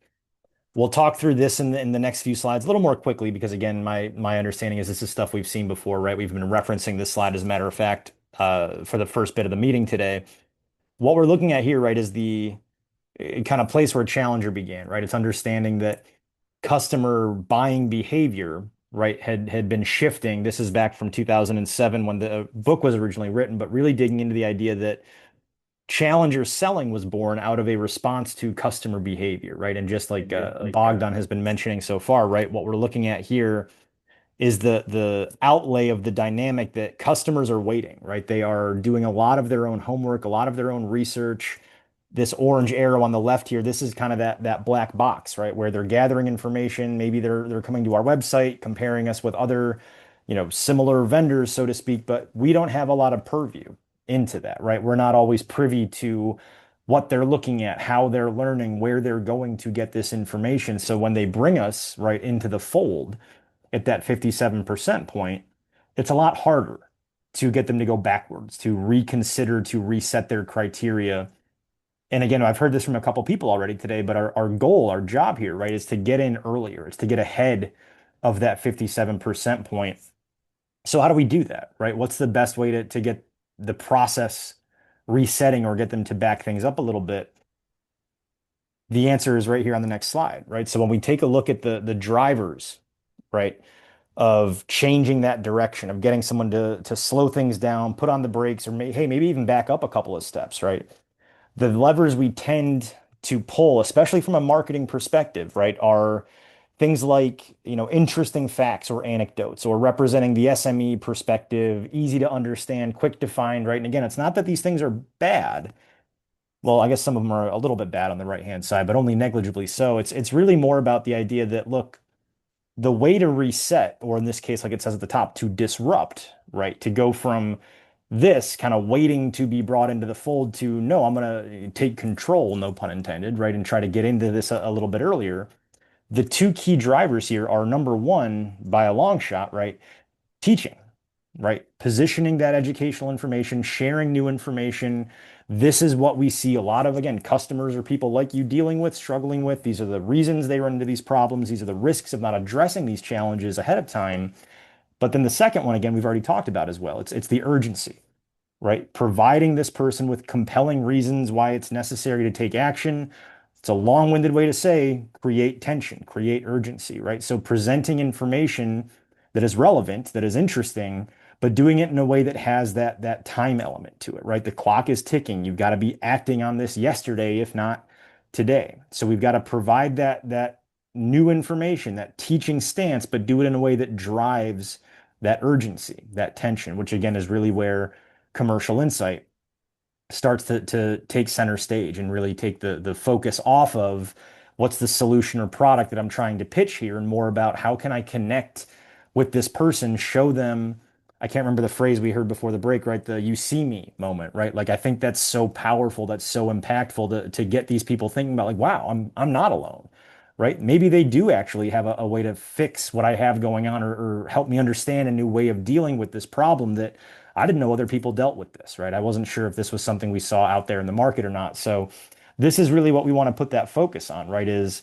again, not saying the things on the right are bad. We don't want to shy away from those per se, but we want to make sure we're really leading with that urgency and that teaching educational stance here as much as we can. Okay. And again, to no one's surprise, these are the things that in combination are going to make customers more likely than not to again, step back, say, okay, well, I know I had created my shortlist already, but wow, what Dayforce just told me, I hadn't thought about that before. That hadn't entered into the equation for me. Maybe we do need to reconsider, take a step back, or think about this new piece of info that they shared with us, right? So again, the last piece for this first section, again, I'll speak to this briefly because it's, again, something we've already been talking about for the majority of the time already today. But the best version of this, right, is rather than have a kind of straightforward directional flow of marketing creates the content, provides it to sales, sales uses it, and then we don't necessarily know what happens to it after that, or we don't get that feedback loop or that voice of customer, right? We want to be positioning this as much more of that feedback loop, right? That interactivity. We want to be connecting with sales and understanding, hey, what's resonating, what's working, what's not resonating, what's not working, right? And getting that feedback, that input. This really should be kind of like a revolving door, right? We provide them with information and feedback. They tell us how it's resonating or not resonating, and then we can work as a team to really position everybody else for success, right? This is something that's got to be a back and forth. It can't just be one way or the other. All right. So getting to the next question for everybody, again, for my pre-work, I think some of us at least probably looked at some of the Franchi and Ozo marketing concepts. These were the water filter images from the action book there. We're going to get to those in just a second. If you didn't see them, that's okay. I'm going to pull them up for us here in just a moment. But this is going to be a little bit of a kind of mini exercise where we can talk about, conventional versus challengerized, if you will, right, marketing content and examples of both of those and sort of how they play in the real world. So if you didn't see them as part of the pre-work, I'll pull them up for you here. What we're going to do is I'm going to show, again, 2 slides. All right, I'm going to give you very little context as to what they are beyond what I already have shared. What I'm going to do is I'm going to flash 2 pictures up. I'm going to do like the eye doctor. I'm going to put up 1, then go to 2, then go back to 1, and we're going to have a chance to vote and kind of share who likes number 1 better, who likes number 2 better, and then we'll chat a little bit about why that's the case. Okay, so first image for us here. Okay, I'll leave this up for 10 seconds or so. If you have questions, that's normal. I'm intentionally not telling you too much about what's on the page here.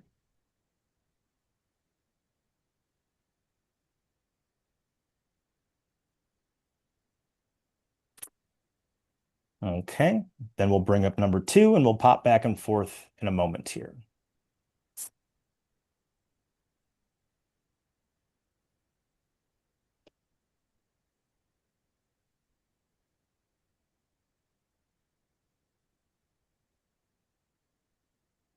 All right. We have image 1 and image 2. How many, show of hands, of us prefer concept 1? Who likes this better of the 2?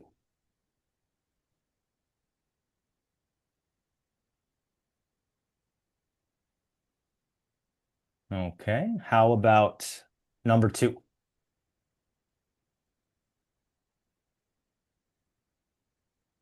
All right, I'm seeing a plethora of thumbs up.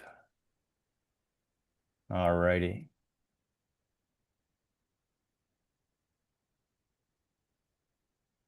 Now, Jennifer, I don't want to put you on the spot by any means, but correct me if I'm wrong. I think you had your hand up for image 1. Is that right? I did.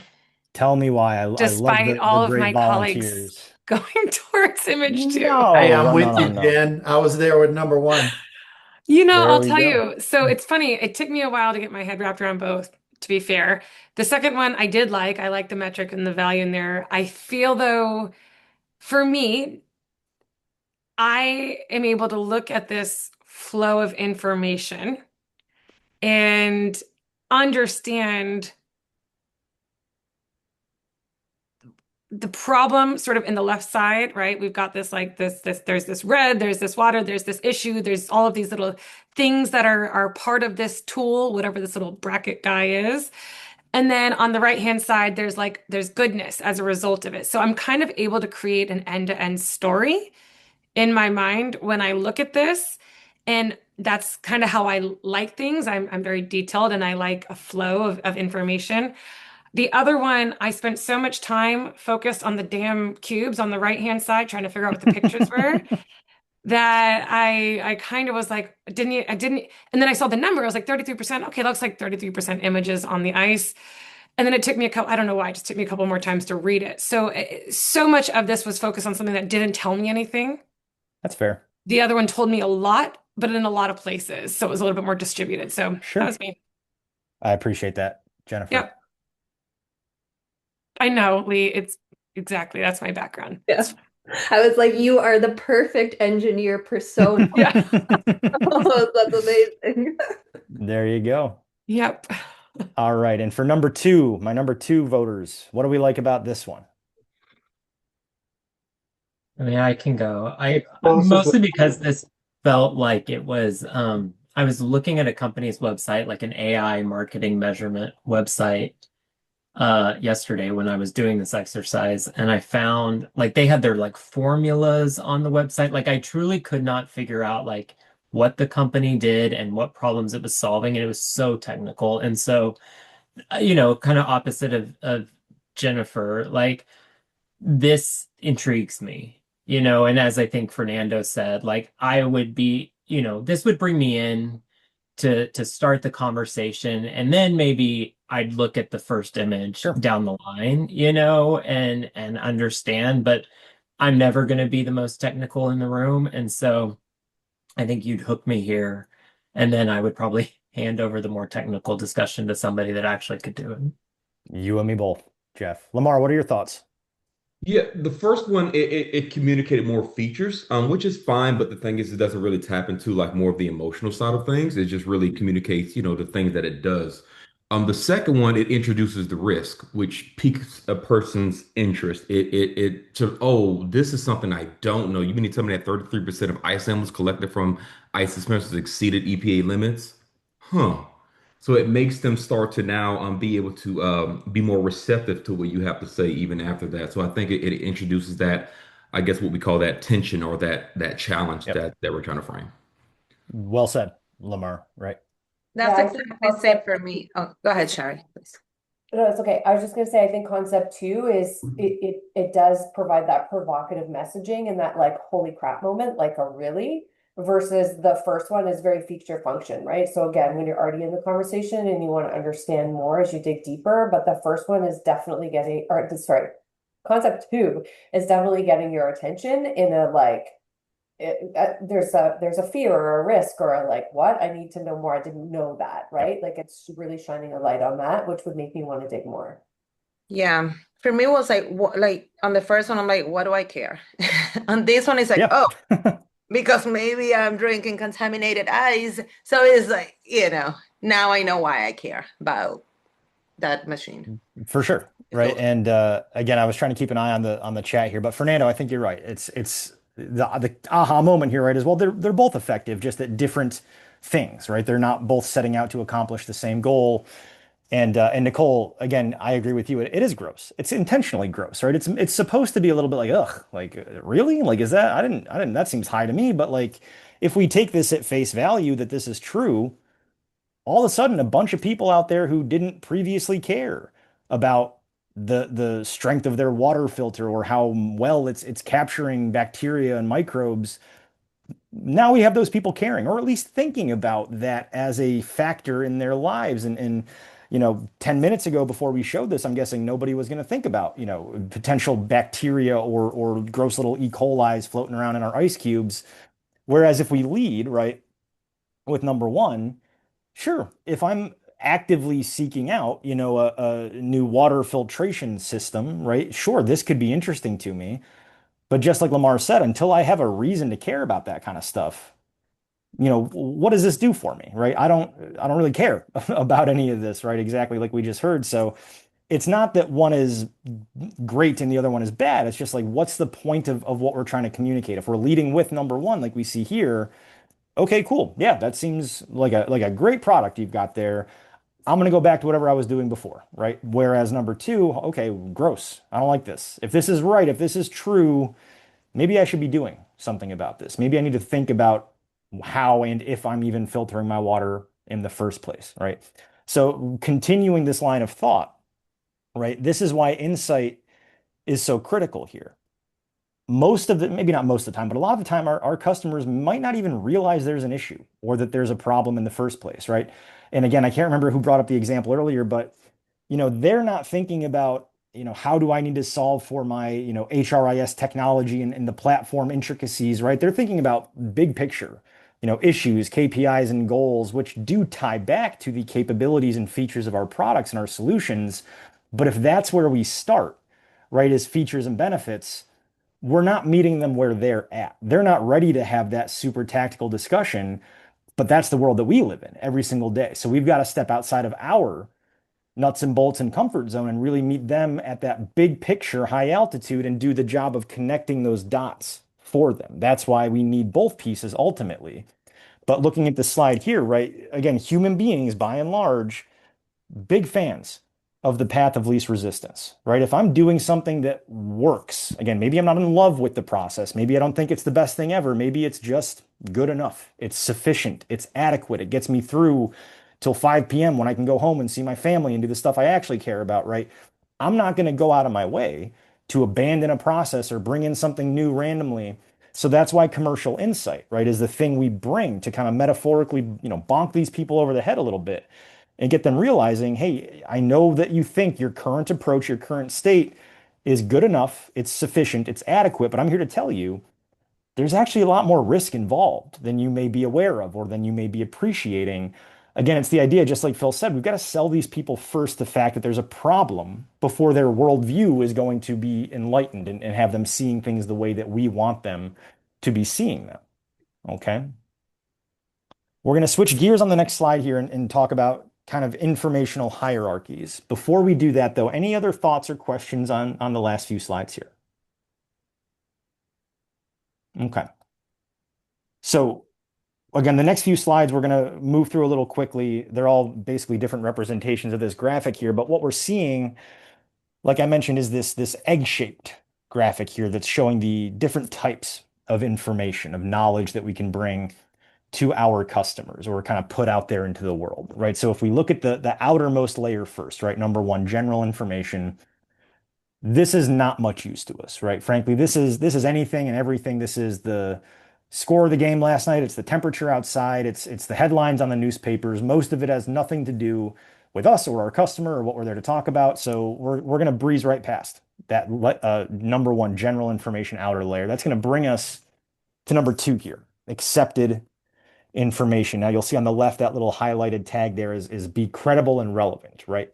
Those are the things we need to meet to get to accepted information, right? If we can share what these people kind of already know or what they're already aware of or understand to be true, that will set us up as someone who has credible information and tends to bring relevant detail to these conversations. Now, the problem with this is that's all it's ever really going to do, right? It's not going to get these people thinking differently. It's not going to get them to view us as, a thought leader or a subject matter expert necessarily. If we just say, hey, did you know that, a lot of HR leaders tend to care about employee satisfaction?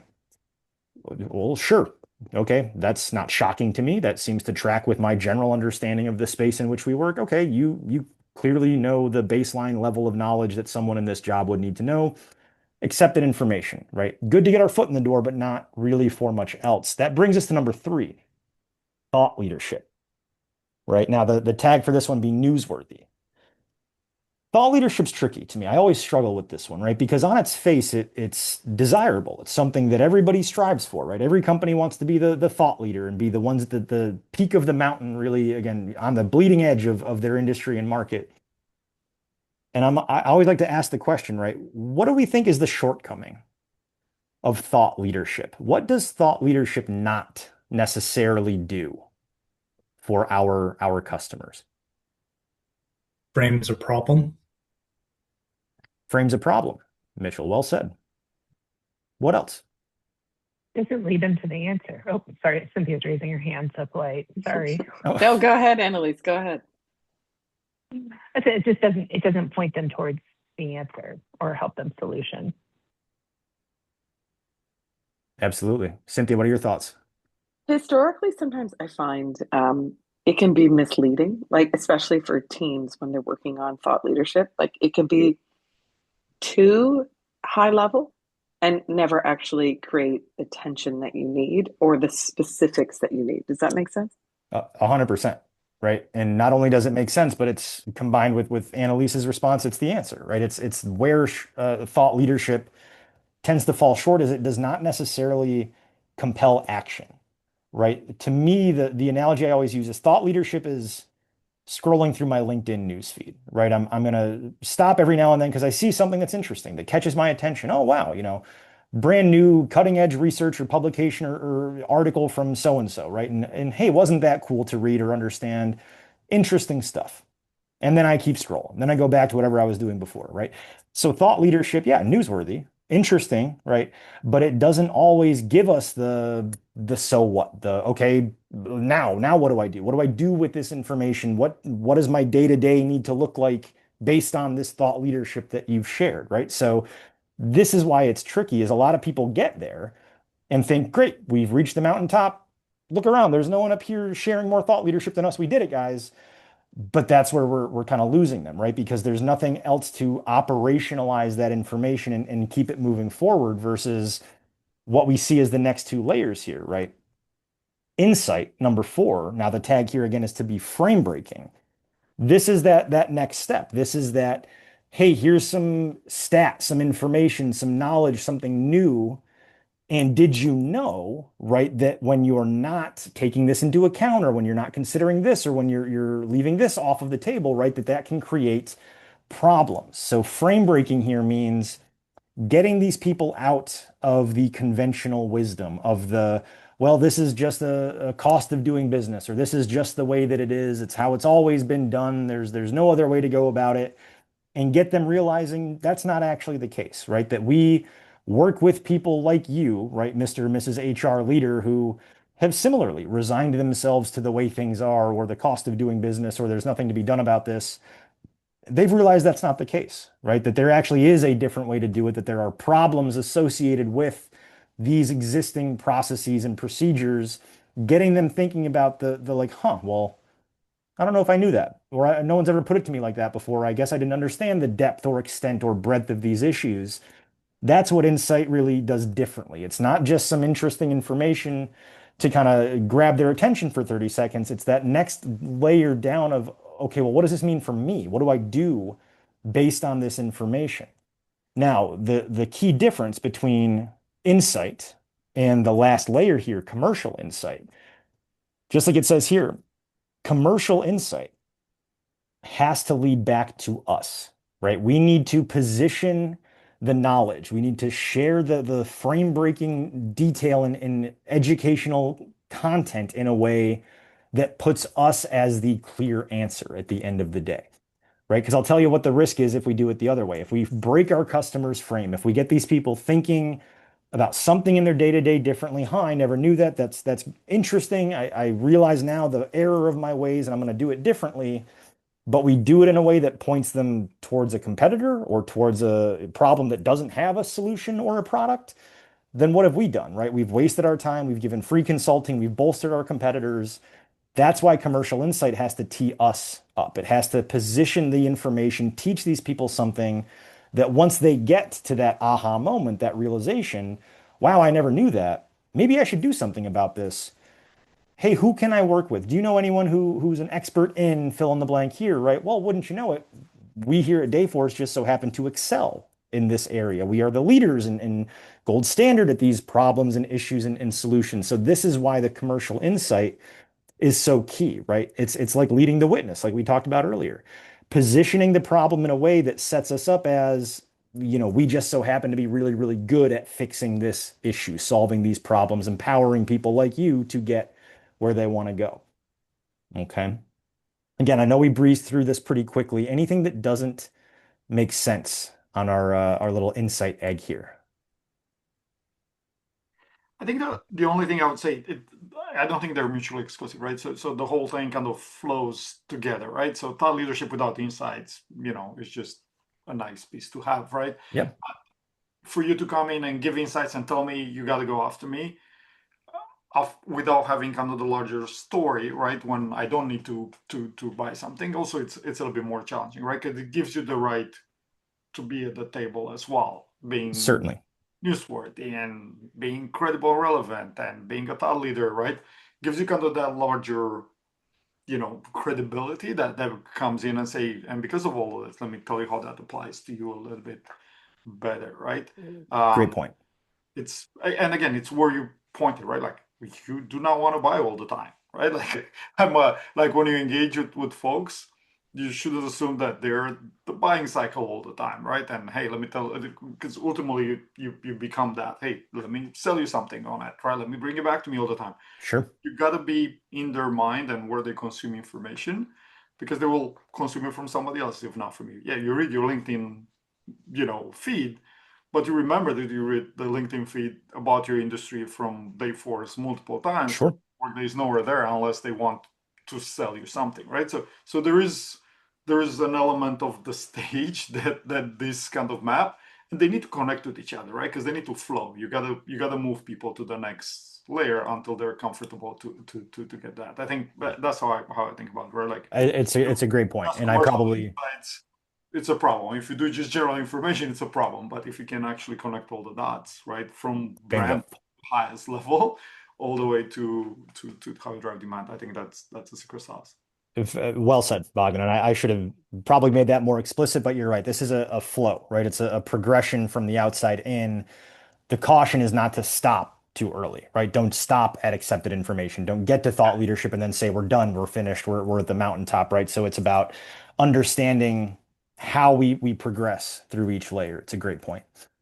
And that's probably like when we're working through that now, but that's one of the biggest challenges in marketing and sales in general. Absolutely. Like we throw stuff and we don't connect the dots, right? Yep.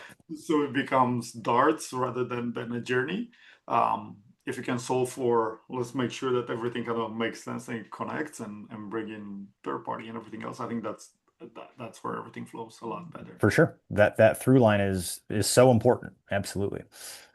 Okay. So again, this is really why commercial insight, right? As we've been saying, this is why it's the end result. This is where we're trying to get to. What I want to do next is really kind of unpack the idea of commercial insight in a bit more detail, give everyone the structure, the definition, really understand what do we mean when we talk about a commercial insight.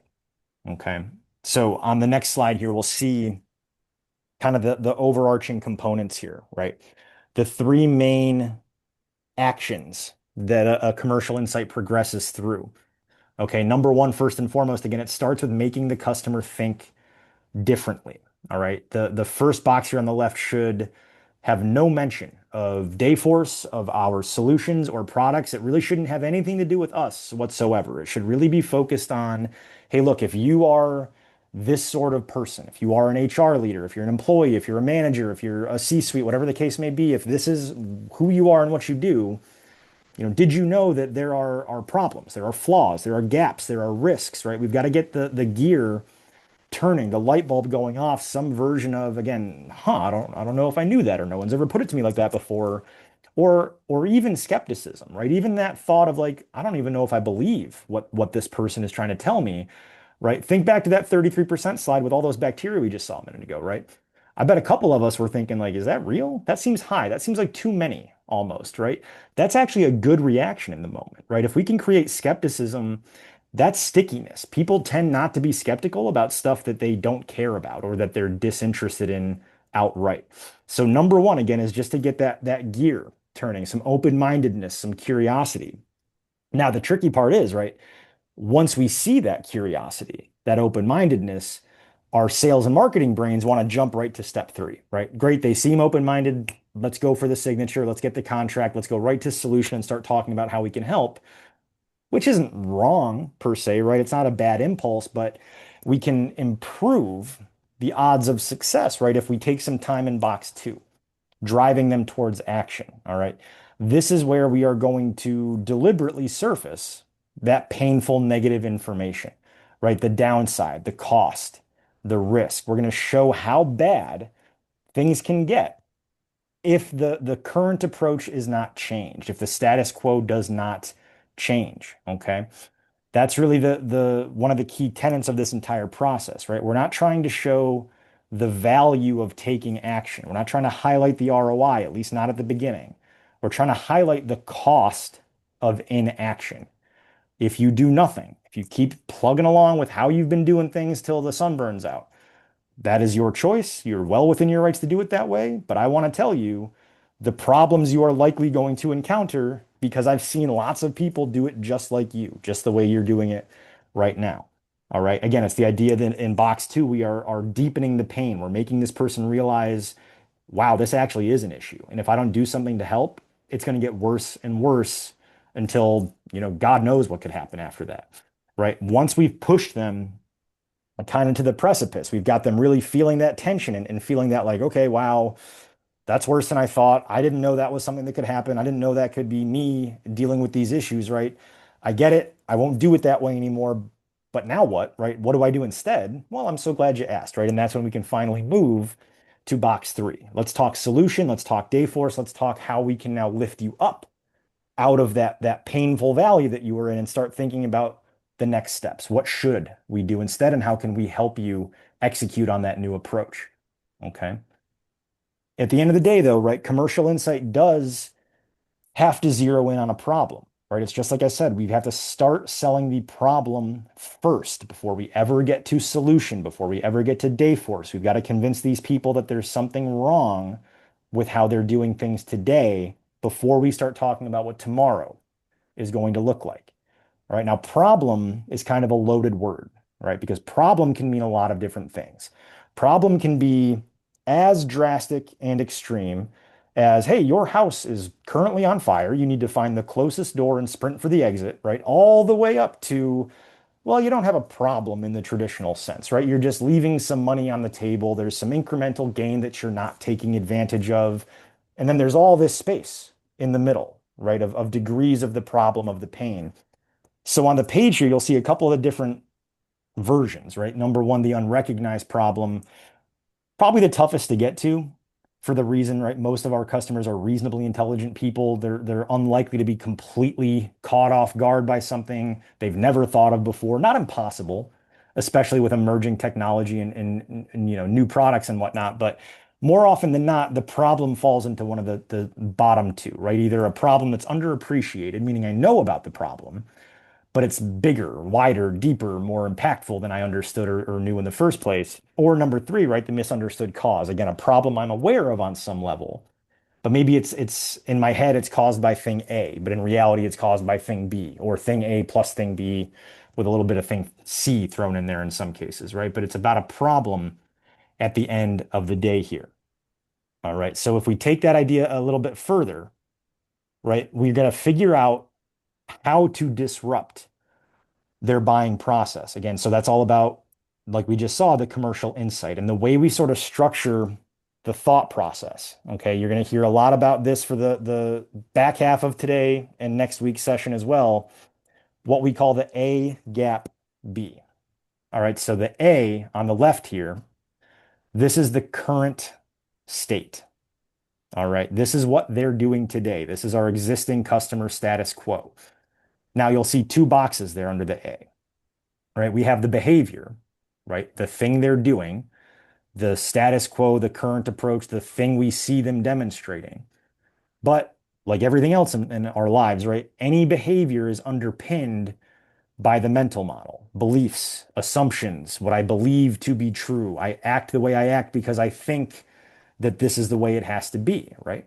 So the trick here is before we can change their behavior, right? Before we can get them to act differently, we first need to get them to think differently. We need to change their mental model before their behavior emerging from that mental model is going to look different.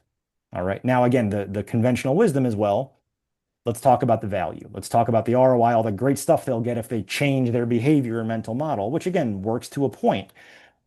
But if instead of that, if the gap, that piece in the middle here, right? If this instead focuses on the negative, again, almost 3 times as impactful as the value, the positive, the ROI version.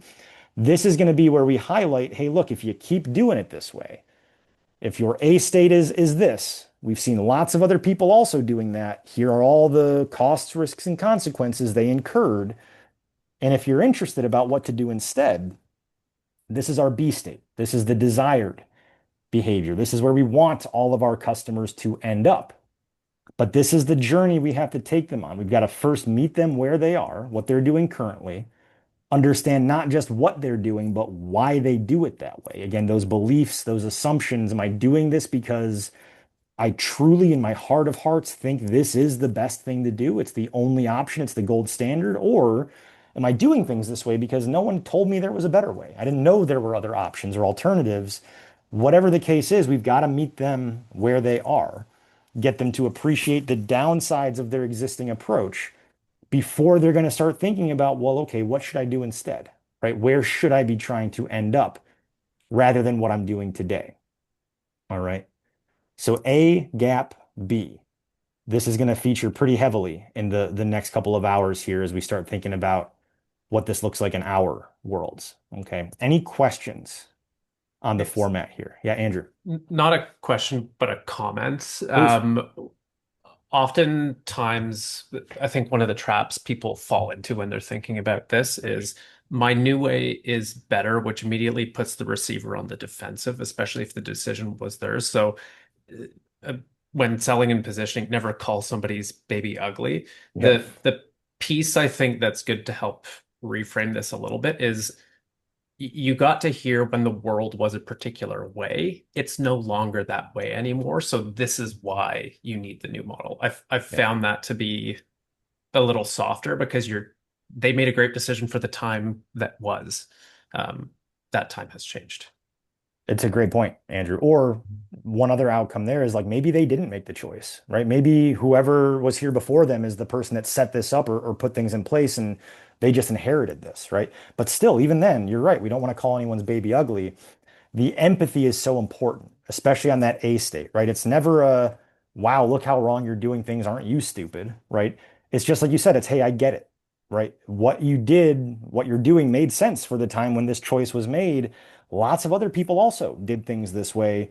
You're not alone, right? Unfortunately, right, what a lot of people have learned is that the problems, flaws, risks of that old approach have become more and more prominent, more and more frequent. A lot of other people just like you. Notice I'm never pointing my finger. I'm never saying you, Mr. or Mrs. Customer, right? Because exactly, that's going to make them defensive. That's going to make them feel confronted or attacked, which we don't want at any point of this process.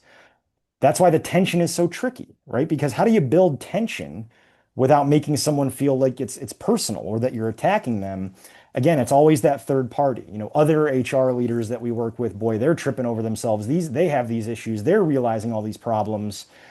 What does this look like in your world, right? But again, I've done my homework. I have some background. I understand that they have some version of this problem. I can't just come in cold off the street and hope for the best. But you're right. It's got to be from a place of empathy. Absolutely. Good comment there. Anything else before we move forward here? Risky to change babies. That is true, Louise, probably for a few reasons, if I had to guess.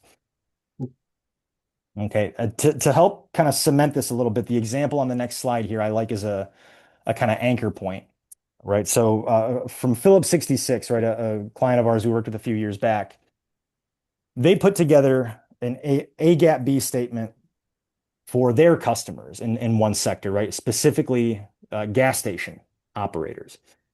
All right, so the conventional thinking, if you are a gas station owner, right, if you're trying to maximize profits, their message was about this idea that, hey, a lot of people like you, Mr. or Mrs. Gas Station Operator, right, you tend to focus on the per gallon price, right? You're trying to drive profits by making sure that you bring the most people into your gas station. How do you do that? By having the penny lower gas than the gas station across the street, right?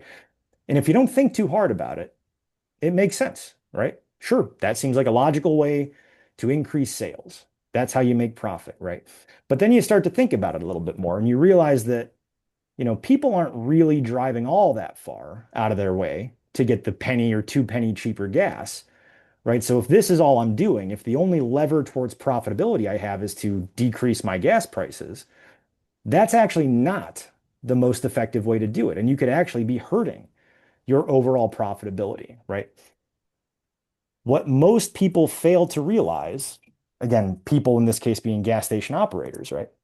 What a lot of them overlook or underestimate is that people aren't going to drive around again in the bottom half there and just compare prices for half the day and then go to the one that they find that's the cheapest, right? It turns out that most people come back to a gas station that meets their expectations, meaning it's clean, it's well lit, it has a good variety of drinks, of snacks, right? It feels safe and secure, right? I'm not stopping at the falling apart 7-Eleven with half the lights out and seedy looking people hanging around, right? I'm going to go back to the one that meets my customer service expectations. So rather than put all my eggs in the penny cheaper gas basket, maybe invest in some LED light bulbs, maybe hire a security guard, maybe get some broader chip and candy selections, right? Some different flavored slushies. This is the aha moment here, right? For these people that if you want to maximize profits, you're better off focusing on service expectations, being somewhere that people want to come back to, rather than appealing to people who are driving around looking for the cheapest gas in town at the expense of all else.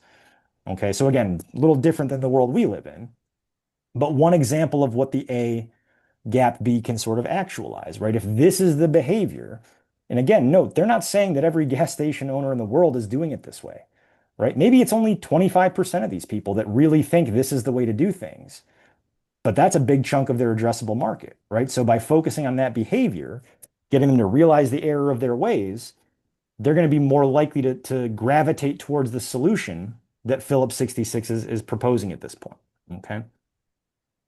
Again, just one version of what this could look like, but a way to help understand the format that we're striving for here, right? Whatever that existing behavior or approach is, this is why people were doing it that way. This is the problem with that approach. And here's what is the better path forward instead.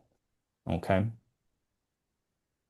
Again, questions, thoughts, reactions before we move forward. Okay. Then again, switching gears a little bit here for the back half of today. This is what we're going to be working through over the next hour and in 52 minutes, or hopefully slightly less if we can get out of here a little early. We're going to talk through differentiation.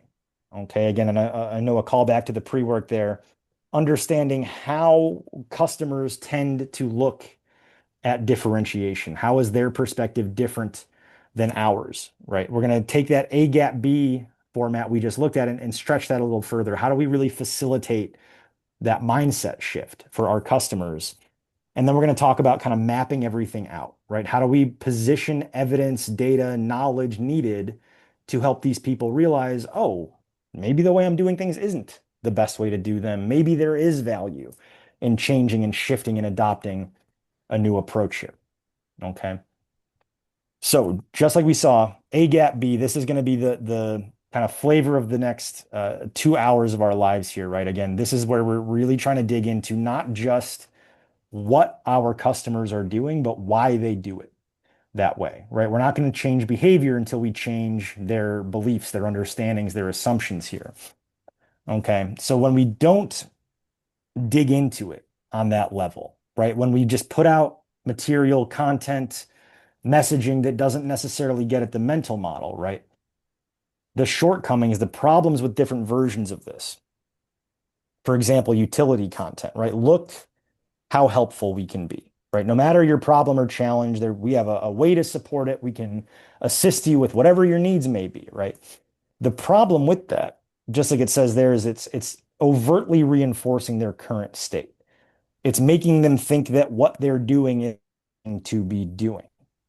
Okay, so again, not saying we shouldn't be thinking about how to support existing customer approaches, but if we over-index on that front too far, it's going to make people think like, okay, keeping track of all my employee records with pen and paper, and filing cabinets and systems, this is the best way to do it, right? This is a safe and logical approach versus what we know they should be doing, right? So this is why we don't want to focus too much on the current state being reinforced. But then if we again jump too far forward, right, and start harping too much on the future state, thought leadership, it's not going to paint the picture. It's not going to give them the path to change, right? Yeah, sure, I'd love to inhabit that ideal desired future state, but how do I get there? What's the path? What's the journey? How do I go from where I am today to that place, if that's not made clear, they're not going to feel like they can embark on this journey or take that first step.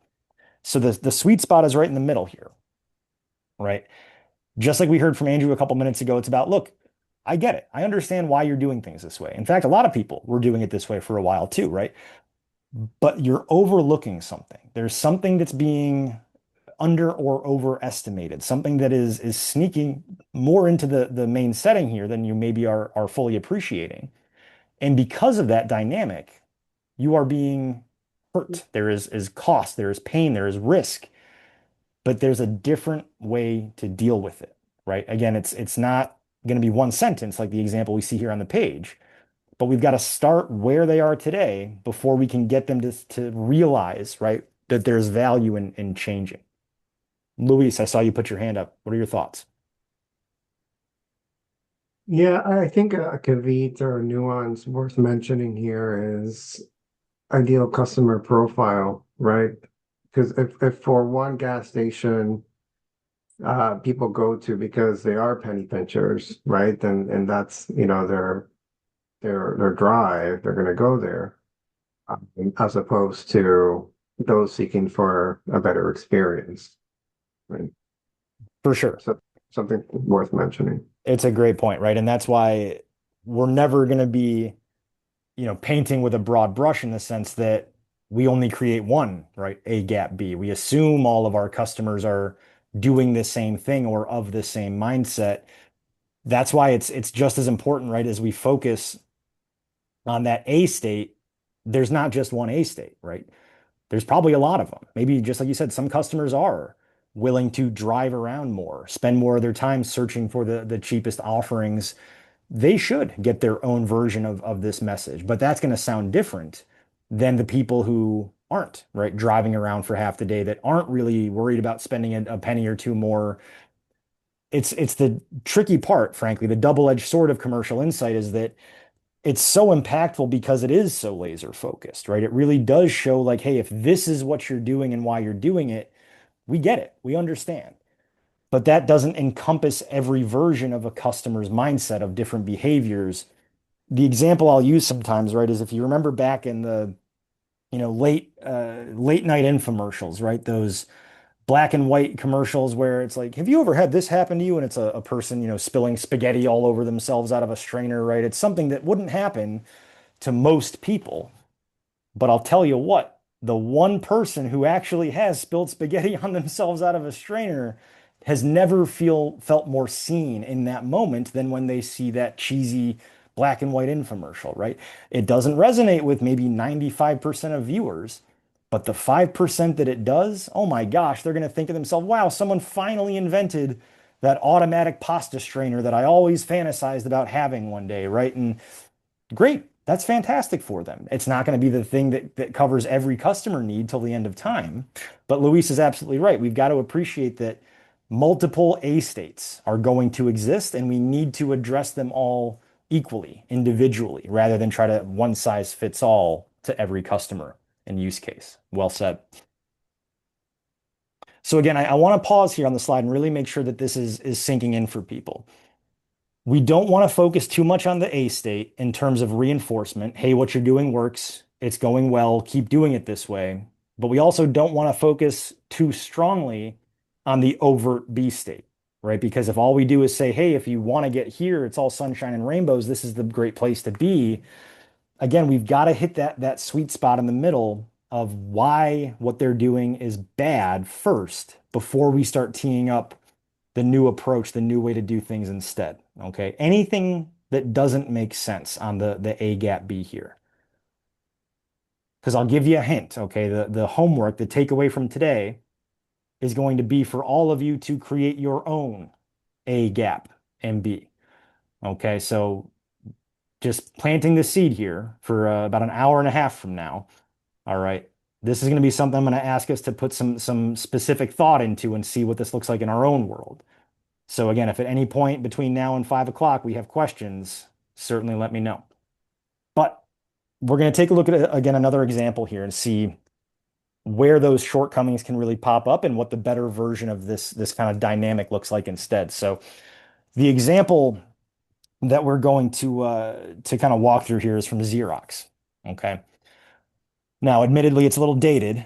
We're going to be talking about kind of color printing within academic settings, but I do think it's a really good, solid example of the kind of feature and benefit focus to more of the insight focus. Okay.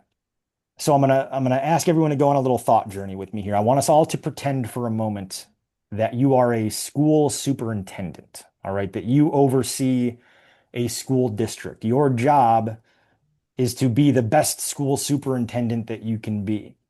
Okay. Now, I'm assuming none of us here are actually school superintendents, but if you are, don't cheat, don't call upon your former career experience. What would be some of the things you care about? If your job is a school superintendent, what are going to be the metrics, the KPIs, the goals that are top of mind for you, would you imagine? Cost per sheet. Or Test scores? Yep, I heard that one. Absolutely.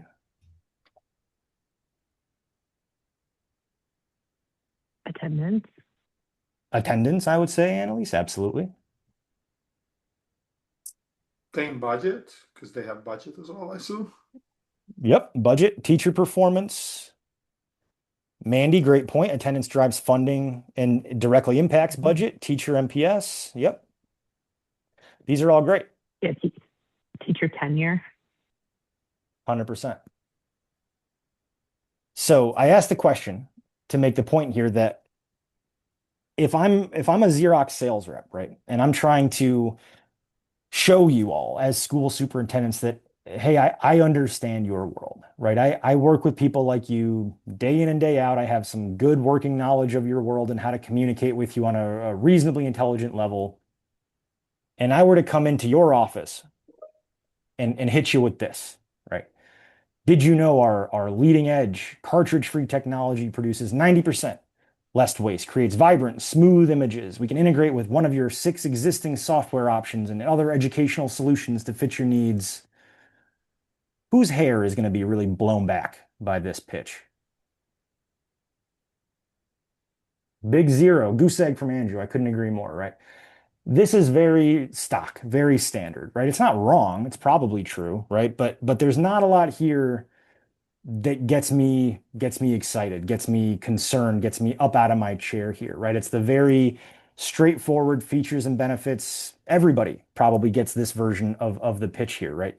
So we don't like this one as much, right? Because it's very, again, stock, very standard, very rote. It's all about features, benefits. It doesn't really show that they've done their homework. Yeah, they threw the word education in there, but so what, right? That could have been done in 60 seconds walking out of their car. The other thing it does is it really only zeroes in on the stuff that a Xerox rep would assume a superintendent is after in a color printing solution, meaning that the known customer needs. So what I mean by that is, right, if I'm a school superintendent, just like all of you I asked to be just a moment ago, right? How much of my day do you think is spent thinking about whether my printing technology is cartridge free? Right? Not a lot. If I'm good at my job, probably very little, if any. I'm busy thinking about my funding, my attendance, my test scores, my teacher and student performance, right? So when a Xerox sales rep walks into my office and starts hitting me with this, okay, sure, sounds great. Maybe, I don't really know. Frankly, I don't really care. I just want to get back to the really actually important stuff that I was doing and get this conversation with as quickly as possible, right? Now, on the flip side, right, if instead of this, which again is all about leading with my solution, my unique benefits, right? If instead of that, I were to try to position an insight-led interaction. Hey, I'd like to talk to you, Mr. or Mrs. School Superintendent, about the impact that black and white handouts can have on student performance and how detrimental it can be when this is the only sort of material they're presented with. All right. Again, instantaneously, right off the bat, student performance, right? Something we all threw out there not moments ago. Immediately, you're talking about something that I actually care about. How well my students are performing, will get me hired, fired, or promoted at the end of the day, right? So this is something that is absolutely core to my job. It's frankly the most important thing I'm tasked with is the performance of my students, right? So again, black and white in terms of the nature of these two arguments, right? There's nothing in option one here that really gets at core top three, top five priorities for me as a buyer versus this one. Okay, wow, I guess I don't really often sit down and think about how the type of media or content that my students are looking at really does impact or drive outcomes and performance, right? So again, I can't remember, forgive me, in the first half of this afternoon, someone mentioned the idea that, well, yeah, we have lots of cool stats. We have interesting statistics and information, which is great, right? And if I were the Xerox sales rep and said, hey, did you know that 77% of children tend to prefer a mix of interactive digital tools and printed materials? And if that's where I left it, the school superintendent might say, huh, that's interesting. All right, well, back to whatever I was doing here before, right? It's about the contextualization. It's about taking this information, these stats, these facts and figures, and putting it into terms that are going to move the needle for our customer, right? So again, 77% of children prefer the mix, right? For a school superintendent, that takes the form of, well, if all you're giving them is black and white handouts, that can really hurt student performance. But that same stat might be leveraged differently for different types of buyers or different types of superintendents. Again, just like Louise said, not every customer is identical or cares about the exact same things, right? So we like this version better because it's talking about something that, again, is number one, actually a priority for them, right? No school superintendent, if they're good at their job, right, is sitting there thinking about, well, how do I save a few more pennies on my color printing needs, right? No, they're thinking about student teacher performance, engagement, test scores, all those things that we said just a couple minutes ago. And it's also sharing, again, the information that they may not have known themselves. And if they did know it, probably not down to the exact figure or outcome. So again, just like we saw about an hour ago, right? It's the interesting new educational information paired with some urgency, right? Every day that you are only providing these black and white handouts is hurting performance, which hurts test scores, which hurts funding, so on and so forth until we get down to that key concern here. Okay. So again, it's simple, right? In this moment, looking at these two slides, right? Well, that one's good, that one's bad. But this is the muscle. This is the skill, right? The repetition that we've got to slowly but surely be trying to weave in here, right? There's nothing in this slide that well, aside from the logo on the top right here, that says Xerox, right? If I'm walking in and saying, hey, did you know that black and white handouts can hurt student performance, right? I could be anybody. I could be a data scientist. I could be a researcher. I could be not even a Xerox employee. But the idea here is that I'm leading with the customer focus, whereas previously, right, this is all about me and Xerox and our fantastic solutions. There's nothing in here for the customer to really attach to. Okay. Again, realize this is different than our world, our solutions and products. But any thoughts or comments on A versus B here, on option one versus two? Do we understand when we say insight led what we mean in terms of the differences here? Okay. Love to see that. So what we're going to do next, and again, I'm just keeping an eye on the clock here for our break. Let's do this actually. Let's take our next break, and then when we come back, we can just kind of plug through until the end. And again, if I do my job well, I'll give us a couple minutes back on the end here. So let's take another 7 minutes. Let's come back at 31 past the hour here. How's that sound? Awesome. See y'all soon.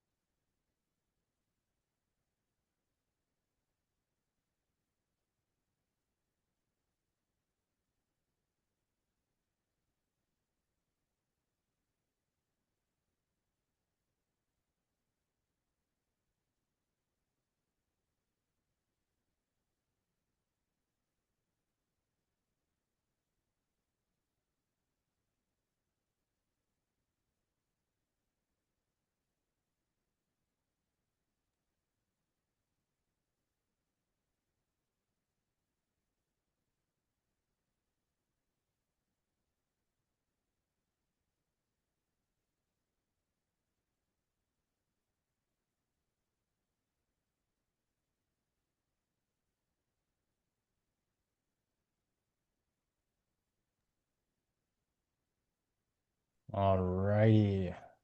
31 passed. We'll give everyone a minute here.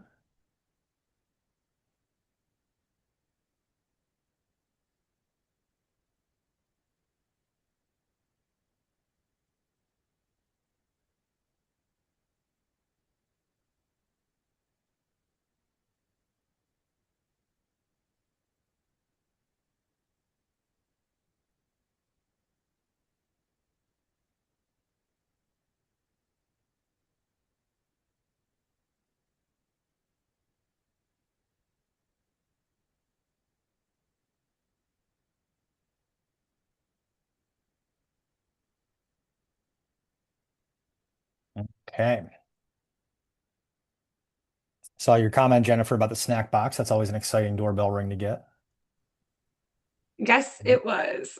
Way better than the I'm eating it solicitors. now. Awesome.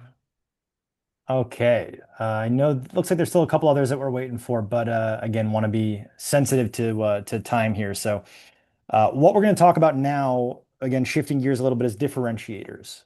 Okay. So when we get to thinking about that B state, right, that desired outcome where we want all of our customers to end up, obviously, like it says here, that's got to point to us, right? We've got to highlight an end state that is one executed by us, that's partnering with Dayforce. So the way we do this, right, is by making sure we have a very clear understanding and articulation of what differentiates us, right? Where are we distinct? Where are we unique? What do we do that no one else does, right? So this is what we're going to spend the next few minutes really digging into, is differentiation.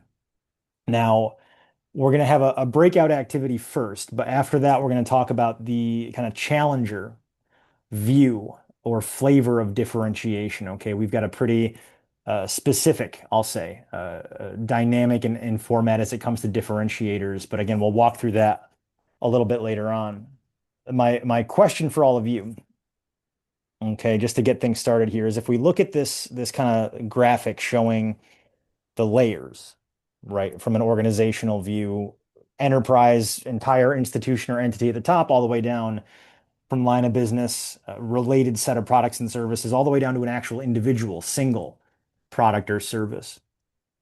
Where do we think it's easiest to find differentiation? Which of these layers do we have the easiest time kind of pointing to specific, discrete uniqueness and differentiation? What do we think?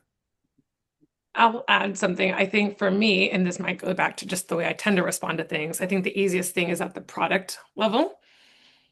Why do To you build say our that, Jennifer? I think it's our job to understand, especially I sit in product marketing. I think it's our job to really understand our products, why we build our products, what they do, what they don't do, but also our competitive product space.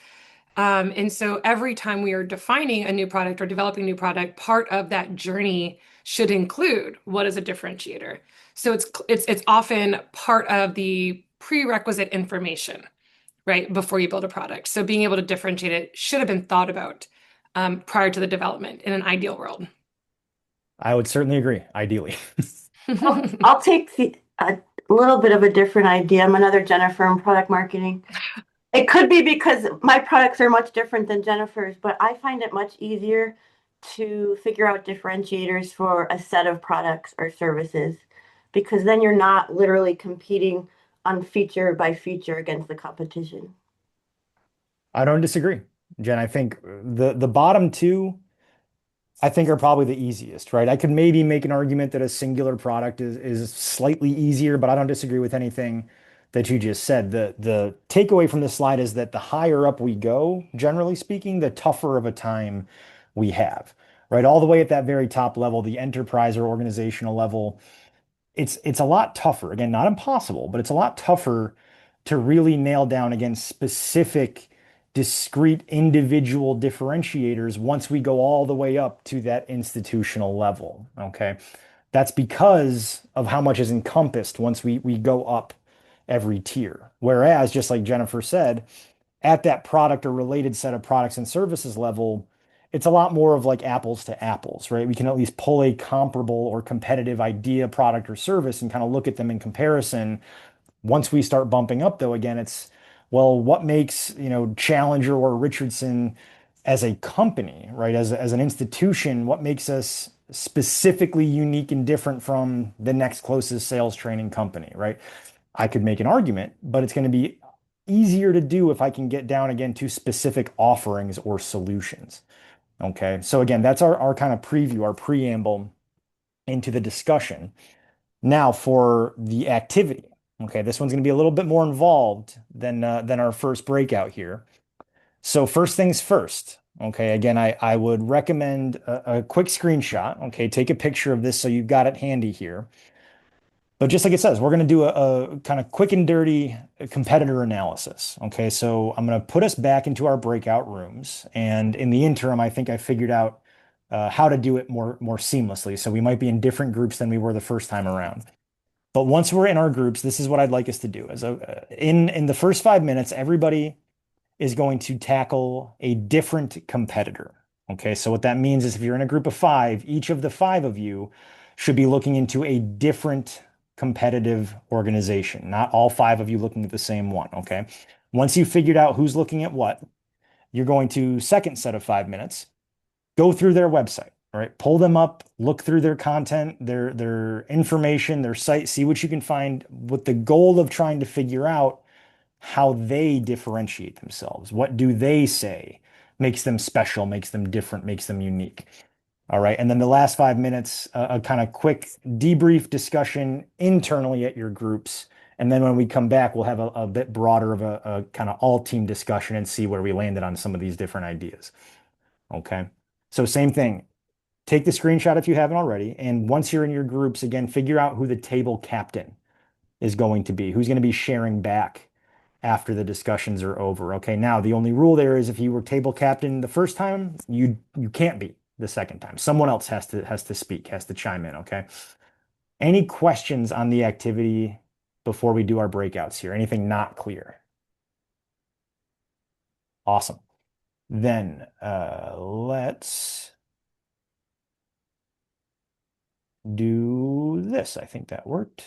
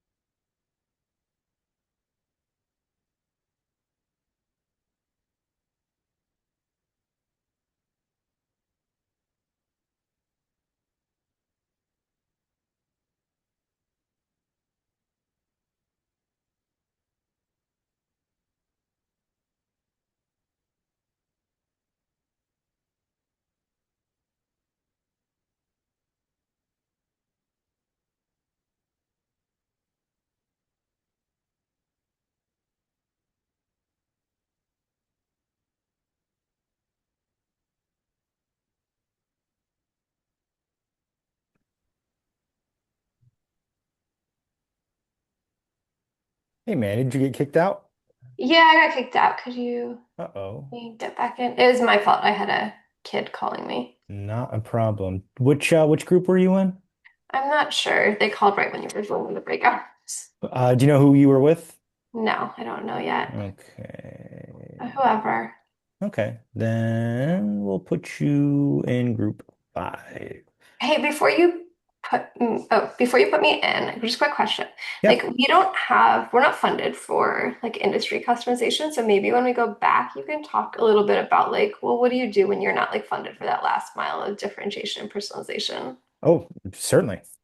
Like, It's a just, great question. I'm sure I like, would bring that, yeah, feel free to ask that outright when we get the okay, back together. thanks. For sure.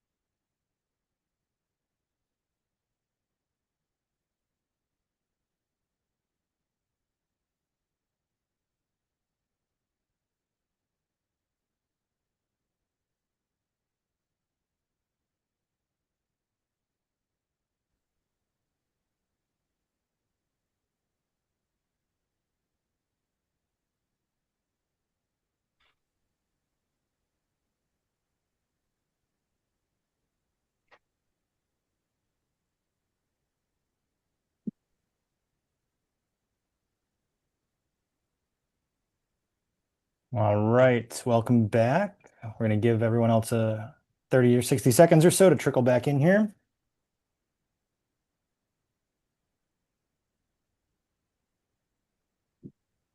And last time I'll ask it for today. Is the screen showing for everybody? Got it. All right, fantastic. All right. See some more smiling faces piling in here. Welcome, welcome. See some people smirking as well. It looks like we had some interesting conversations in our breakouts. It's always nice to see. Who wants to be our brave first group volunteer? Who wants to kick things off and talk about our differentiation with competitors? I'll go first if you want me to. That'd be great. Todd, please take us away. So we had 5 different competitors. We had Workday, Infor, UKG, ADP, and SAP SuccessFactors.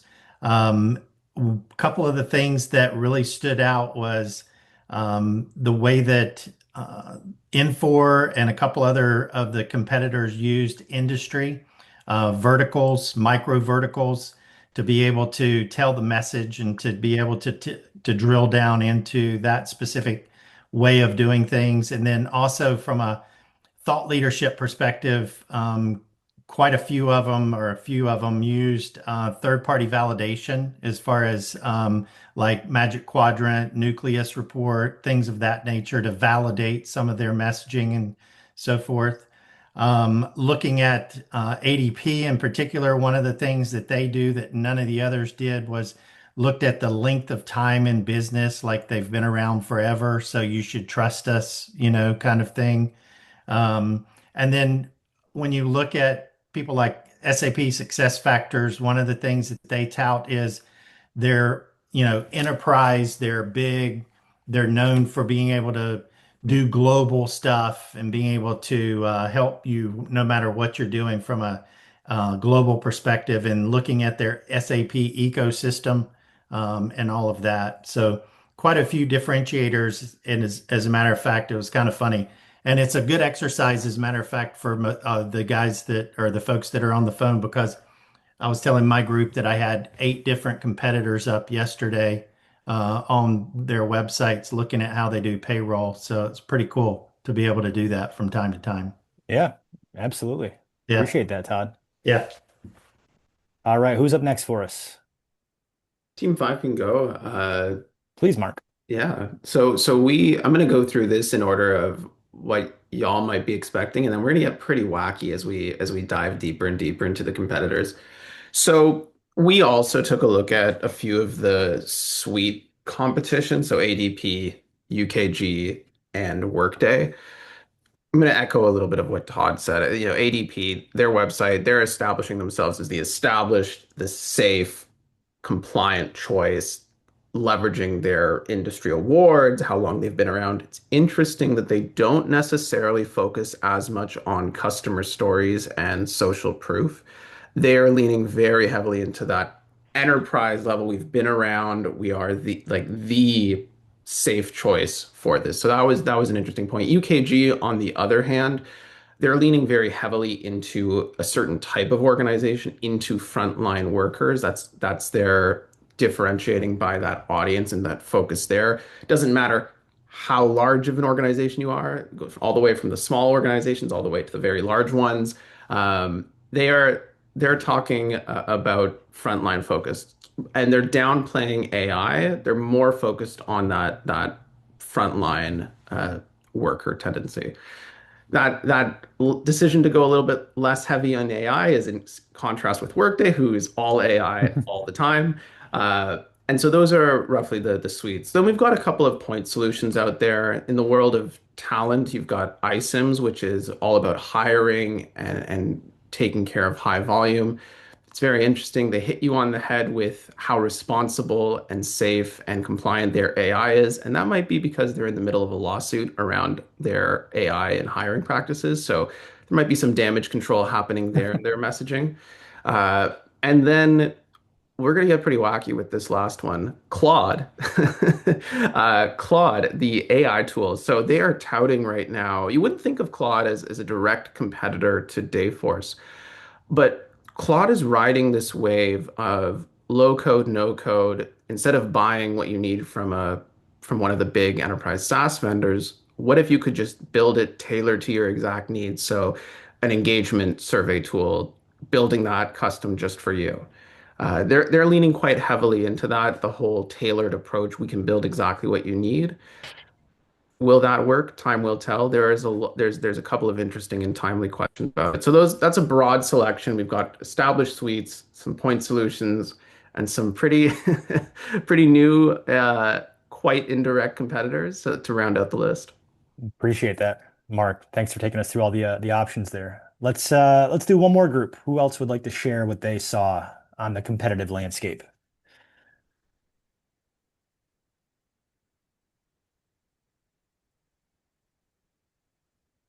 Don't tell me we covered all of it in two groups already. I'll jump in. I forgot our group number, but Please. we did a lot of the same competitors that have already been spoken to. So I won't say the same points, but one of the things that stood out was that, removing myself from the industry and pretending I'm not in this, any of those websites could have been any of these companies. There's so much variation on themes, right? Like everyone had a version of some kind of single platform or unified message. Everyone had something about AI. Like even the structure of like the home pages they were all it was the same thing kind of across the board. So as far as like what differentiator really stood out, you have to really like get nitpicky into the details of like what specific layers, and it's usually down to some kind of product level that's different. But on the aggregate, anyone that could have been our website, any one of those. I'm glad you went third, Fernando, because that was kind of hitting the nail on the head in terms of what this exercise is meant to articulate, right? It's a kind of you can feel discouraging, right? Because the truth is, just like Fernando said, a lot of the time you pull the logo off the page, you might not know whose website you're looking at, right? A lot of these tend to hit the same notes, cover the same sorts of ground, which is a good thing, right? In the sense that like our customers need to know that we have all these capabilities and that we are at least equal to our competitors in these areas. But if we take that to the too far level of like, well, we're all talking about compliance and in a single one-stop shop and how AI is playing into things, it's like you end up again unintentionally even kind of sounding like everybody else. So it's tricky, right? How do we thread that needle of coming off as distinct, as unique, but still being able to be as encompassing as possible and service every use case or value prop that a customer might come to us for? It's not easy. But again, Fernando hit the nail on the head. It's tough when we look at, again, just kind of surface level home pages, maybe a couple clicks further, things all tend to look similar. And just like you said, is we've got to really get down into depths of web pages of different solutions and service lines to find the one thing that really does stick out or makes the offering distinct or unique. So it's not easy. But what we're going to talk about over the next few minutes here is again how Challenger kind of prescribes this differentiation being done in a way that hopefully helps us not end up sounding like everybody else. Again, really good discussion so far. Any last comments or questions before we move forward here? Okay, great work, y'all. So what is a Challenger differentiator here? Okay, how does Challenger think about this from our side? So kind of before getting into the components and the criteria here, just kind of high level, we want to make sure that we're thinking about both sides of the coin here. Okay, so most people tend to get stuck on the left, right? When we talk about differentiation, it's really from the product perspective, right? Well, what does our thing do or have or convey that their thing doesn't, right? And of course, product differentiation is important. We've got to be able to get that stuff out on the page, but we don't want to sell short the service advantages as well, right? So we want to make sure we're giving credence to the wrappers kind of around the product, the solution or the service as well here. What else is included with the purchase or the relationship or partnership outside of just, handing the product or ownership over to the customer, right? So this can be things like training, implementation, professional guidance, consultation, ongoing support. Before COVID, we used to have a twice a year, event or conference where we'd get all of our customers together and we'd all talk about how we use Challenger and the different great ways to leverage it and whatnot. Even that can be right a potential service differentiator. But we got to make sure we're taking as broad of a view as we can to cover as much of the ground, not just on product, but on those ancillary pieces as well. So then where do we find differentiators? Okay, where do our customers consider us to be different? If we're ever in those head-to-head or highly competitive situations, what brings us across the finish line? What can we claim or prove that nobody else can, or not to the same level or extent? These are questions, again, that I think are helpful in getting the kind of juices flowing as we brainstorm on these ideas. But what I really want to bring us to here are the criteria, right? How do we sort of rate a true differentiator? So the 3 boxes you see on the page here, right? These are the 3 kind of check boxes, if you will, right? The 3 criteria we must meet to have a true challenger differentiator, all right? So number 1, as we suspect, right, is going to be unique. Is there something about our offering, our solutions, our service, our product that we can point to that is distinct, that is something nobody else has, right? Is it outperforming the next closest competitor? 2 is valuable, right? Now, value might seem obvious, it might seem straightforward, right? But this is a lot less about why do we all at Dayforce, right? Why do we like and find value in our products and solutions? And a lot more about the customer perspective, right? Why would our customers, or what would the customer rather articulate as the value? What is the bottom line economic impact of this potential differentiator, right? So not why do we think this stuff is cool and valuable? What would a customer say it does to save them time or money or some other sort of finite resource? Okay. But number 3, arguably the trickiest, is proven, right? Now, proven is tricky because it's not just proving the existence, right, of the thing that we're talking about, right? If we're saying, well, our differentiators, we have, the one-stop shop platform, it's all unified, it's one easy to use portal or tool, right? The proof is not, well, show me the portal, and the fact that it exists is the proof I need. Proven is more about what would a customer say? Do we have a director of HR, CHRO, one of our customers on record is saying, yes, the platform from Dayforce was uniquely valuable, useful. It solved every problem I had. It's as good as they say it is. It did what I wanted it to do, so it will do what you want it to do, Mr. or Mrs. future customer or prospect. So it's not proven, can we tell them it exists? It's what a customer go out on our behalf and say that this is doing what it needs to do. So this is a case study. This is a testimonial. This is a video on our website from a customer who, again, is kind of going on record on our behalf. Now, here's the catch, is that to have a, again, true differentiator, we want something that checks all 3 of these boxes.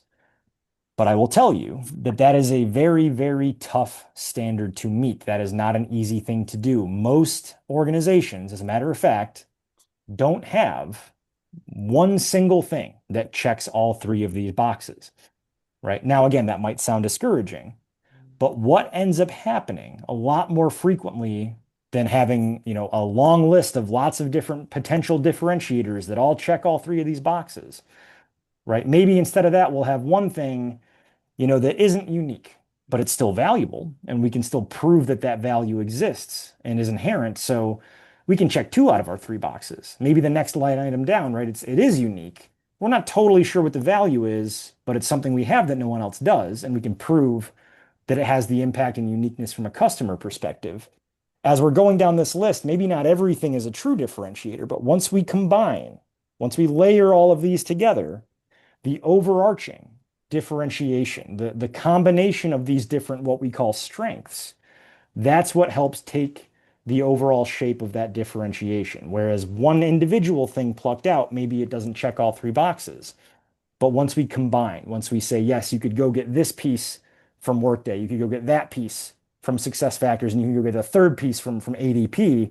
Yeah, you could piecemeal together your own version of this, or you could get all of those things in one package, one fell swoop here from Dayforce, right? Again, so it's not getting stuck on trying to force all 3 of these things to be true at any given time. Frankly, it's a lot more about, again, the honesty and transparency, knowing where we are or are not unique, are or are not valuable, and where we have those proof points that we can leverage, again, especially from the customer's perspective. All right. Now, to Fernando's point, the thing we really want to be careful about with differentiators are the things on this page. All right. These 5 bullets and the things thematically similar to them, right? These are what I will often refer to as the anti-differentiators. These are the things that basically every company on earth likes to say some version of or claim to some extent, right? And here's the tricky part is that it's not that these things don't matter or that they're off limits by any means, right? But if the way they're written on this page, if this is how we're trying to convey or articulate them, I think we can all agree that there's not a lot on this page that's a really, again, discrete, specific, clear-cut differentiator. Most companies will talk about how they have strong customer service. Who I think it was ADP was the example of all the way at the bottom, right? The story to history and the look how long we've been around. We were first to market here, right? Now, again, these things can be differentiators, but more often than not, they end up just being a me too, right? Well, we have a big global footprint. We have all these different awards that we've won, right? The car commercials are the ones that always get me, right? Every single car commercial I ever see, it's always #1 in JD Power and Associates, for X number of years running and so on and so forth. And if I'm being honest, I don't know what that is or who JD Power is or why he's handing out trophies so often or why they matter or what any point of any of this is, right? But they all go out of their way to say it all the time.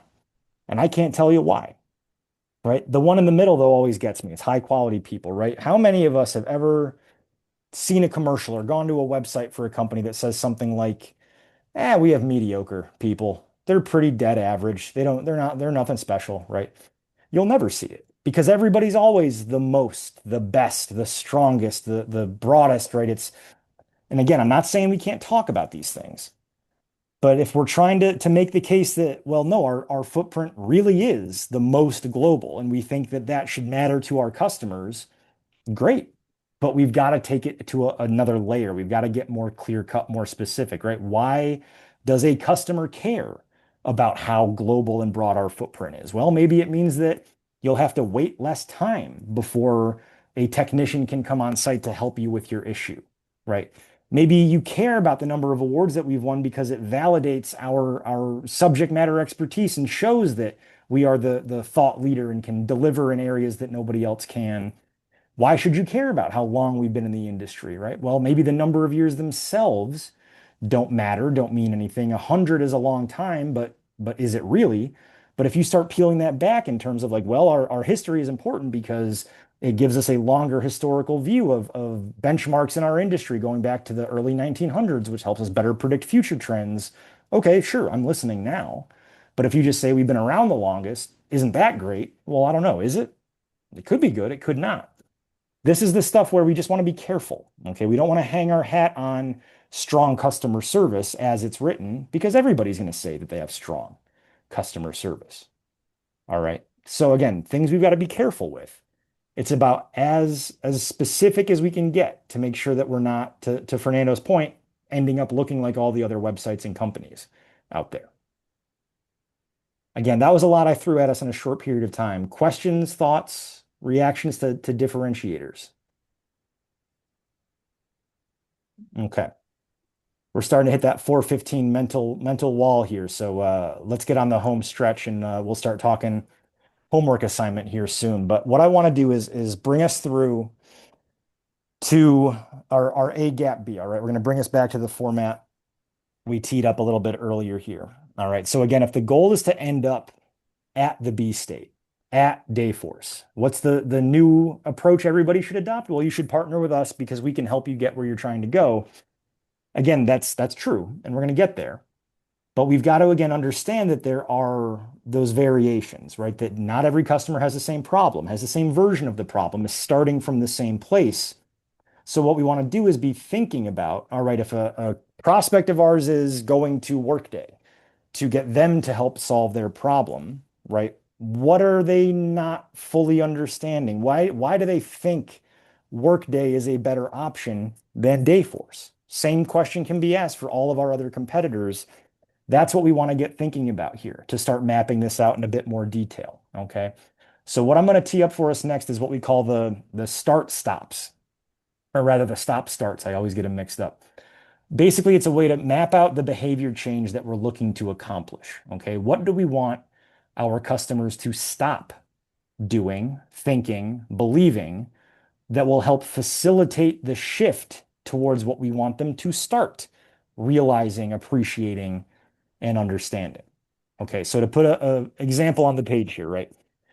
Just like we talked about before, we're not going to change behavior until we change their mental model. We've got to attack the beliefs and assumptions and motivations first before we're going to see that emerging on the behavioral level. So on the left here, right, that's where they are today. A state, current mental model, what they believe and think to be true right now. We need them to stop doing those things. Okay, so I'm going to open it up. I'd love to get an example from somebody. What is a misperception, a misassumption? What's something that a customer or prospect of ours might go to a competitor for because they don't know any better? They don't know that we're better at solving these problems, at facilitating these solutions.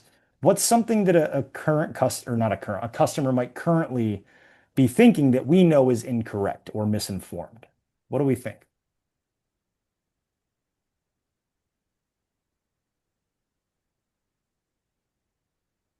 Sometimes there's a misperception that UKG does workforce management and serves the frontline workforce much better than Dayforce can. But over the last 2 years, we've really solidified our story and really can compete comfortably head on against UKG. Okay. So what's the frontline aspect there, Jen? What is the misperception? Let's say it's 2 years ago, right? I'm a customer. I think UKG is a better fit. Why do I think that? I think part of it was that they spent so much on branding. They go to market vertically. So they actually have, for example, nurses selling software instead of sales reps. They're actual nurses. That's just one example. Or former retail store managers selling into prospects. And I think that how their product looked was a lot fancier, so to speak, a couple of years ago, but today ours looks just as good. Okay.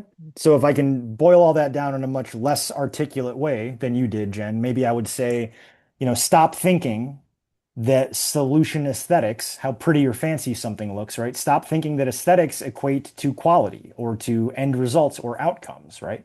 And start thinking on the right-hand side that the technology, the information, the actual quality of the solution is what leads to a improved or superior outcome, right? Stop thinking that just because a nurse is the one selling the software, that the software is somehow inherently better or superior or improved versus what you're doing, and start realizing that you need a contact or a consultant or handholder that actually knows the space better than you do, and maybe isn't just the same type of role that we're selling into, right? Again, I'm making these up off the top of my head, but what do we need these people to stop doing today that will get them to see the light, so to speak, as we move them towards that B state where we want them to end up? Okay, so if we harken back to our Xerox example, right, this might be things like, stop thinking that you have time to make a decision. I saw one in the chat as well, like stop thinking that status quo is a viable option. Stop thinking you can just keep kicking this can down the road and deal with the problem later, and start realizing that every minute, every hour, every day that you delay has an inherent cost associated with it. There is a downside for every moment that you do not take action. Stop thinking that your current approach is probably good enough, right? It might not be perfect or ideal, but it's fine. It's adequate. It gets me to the end of the day, right? And start realizing there is risk inherent in what you're doing. The current approach is not flawless or infallible by any means. Now, sorry, here's the Xerox examples, right? Stop thinking students don't pay attention to the printout quality or whether it's black or white or color, and start realizing that students implicitly assign lower importance to black and white printouts, which leads to lower learning engagement. Stop thinking digital workers prefer most or all of their schoolwork to be done via technology, and start realizing that digital learners actually prefer a mix of digital interactive tools and printed media. Last but not least, stop thinking that printers and printing costs are low priority budget items that can be left till the end, and start realizing that this is an investment. This is an outcome that will drive the success and performance of your students, your customers in a sense, right?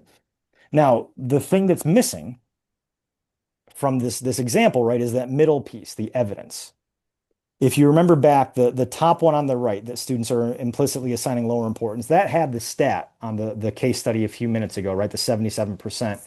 So we would assume that they have some other form of evidence of support of data supporting these other claims on the right-hand side. But this is where we're going to bring kind of that bridge to life here, right? When we talk about, well, we have the stats, Greg, right? We have the information, the data points, the facts, and the figures, but how do we, make our customers care about them, or how do we put them in a way that's more, again, tense or differentiated? This is the piece that's going to help us do that, right? So whatever that evidence is, that stat, that knowledge, that data, how do we take that and use it to inform that desired mental model? Here's what you should be doing instead, and here's why it's a good idea, because 80% of HR leaders say that AI and the cloud movement is the way of the future, and it's what they're all adopting. And if you're doing it the old school way, then you're falling behind, you're losing to competitors, whatever the case may be. This is how we're going to bridge that gap. All right, some stops and starts. Now, what we want to be thinking of, right, is not just building the acceptance of those ideas, but also being thoughtful about objections. So in a couple of minutes here, when I pull up our homework template, the map that I'm going to have us all working on here, we're going to focus more on the first piece here, building that acceptance. What evidence, what information, what our customers need to see from us to get them to believe us, to go along on our journey, to understand that, oh, okay, well, I thought UKG was the best option for frontline workers, but now after Jen kind of laid it out for me, I get it. I understand that was a outdated, incorrect way of thinking. And now I realize that there are other things I should be focusing on when I'm finding a solution for my frontline workers, okay? Now, the last piece of this is getting at the, let's say, magnitude of the mental model shift, okay? All this is kind of referring to is how big of a difference is it going to be? All right, so the way I talk about this, right, is if I'm trying to sell someone, the iPhone, right? Whatever the latest one is. Where are we? What number are we on? 16, 17, whatever it is. If I'm trying to sell someone the latest iPhone, right? And they're coming off of the most recent generation, right? So I'm trying to sell them a 17, they have a 16. It's going to be pretty minimal, right? There's going to be a couple maybe minor updates, changes, innovations, but for the most part, it's going to be pretty similar to what they had before. Whereas, let's imagine I have a time machine and I go back to the late 1800s and I'm trying to tell someone with one of those rotary, telegraph phones that, hey, did you know you're going to be able to do all this and like 1,000 times more stuff in the palm of your hand in 100 years? That's going to be about as big of a mental model shift as there could possibly be. It's going to be hugely different from what they're used to, trying to get them to wrap their heads around what the future state is going to look like. That would be a 10, right? That person would be very skeptical, very reluctant to believe me, versus the iPhone 16 customer. Well, yeah, sure. I believe that that's going to be what the next phone looks like because that's pretty much the phone that I have now. So it's going to be a lot lower of a shift, of a burden that this person's going to be trying to undertake here. Okay. So what I'm going to do is I'm going to hop around for just a moment here and bring up our homework. All right. Our content roadmaps. And actually, really briefly, I'm going to put these into the chat because this is what I'm going to ask everybody to download, to actually pull out of the chat here and save to your desktop so that you have it handy for the in-between assignment, the homework coming out of today, going into next Thursday. All right, so here's what we're going to do is I'm going to walk us through how we're going to complete this. And then again, with any luck, we'll have at least a few minutes left here. We can answer any questions, any other comments or thoughts here, and kind of debrief from the afternoon here. But what I'm going to ask us to do is firstly complete only the top half. Okay, so we're not going to worry about any of the objections or concerns for now. So the assignment, to be clear, is section 1 down to this layer here. So stakeholder, product A, gap B, and our starts and stops from the acceptance building. All right. You do not have to do concerns and objections for the homework. Okay. I'll say that one or two more times before we wrap up here. But here's the idea, right? Is that for your individual roadmap, you're going to pick first and foremost a stakeholder. Okay. So I'm just going to make one up for us as the director of HR. This is the person that I'm trying to market or sell to. Okay. Same thing on the product side. What's the thing I'm trying to sell them? Okay. Now I want this to be an actual product or solution. I'm not looking for, well, I'm trying to sell them on Dayforce, right? Just work with us on any level about anything. Okay. This has to be specific. The reason it has to be specific is because that's how we're going to construct our A gap B. So let me blow this up a little bit here. Okay.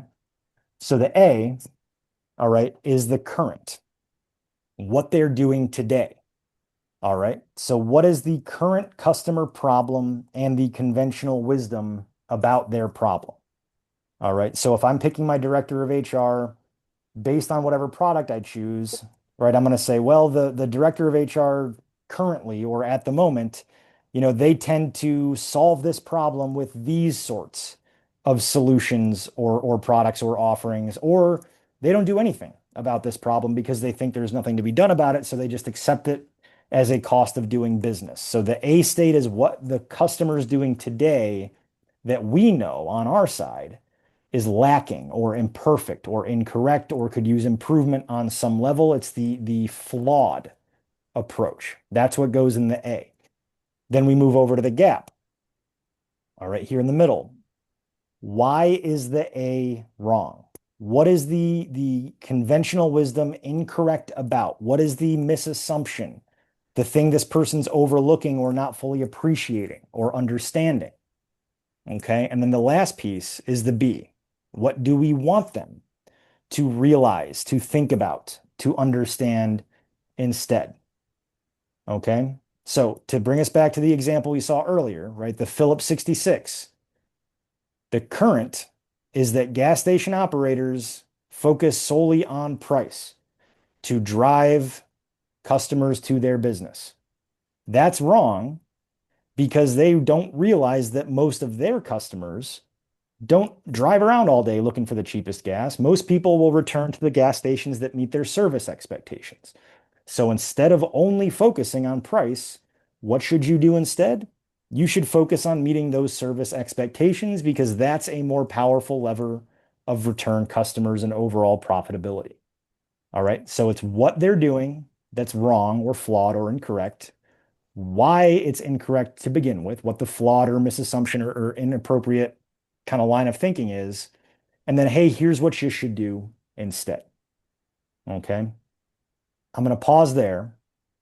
Have I lost anybody so far? Anything I can clarify or just repeat? Okay. Now, to be clear, the B state, just like it says here, has to be something that leads to our solution.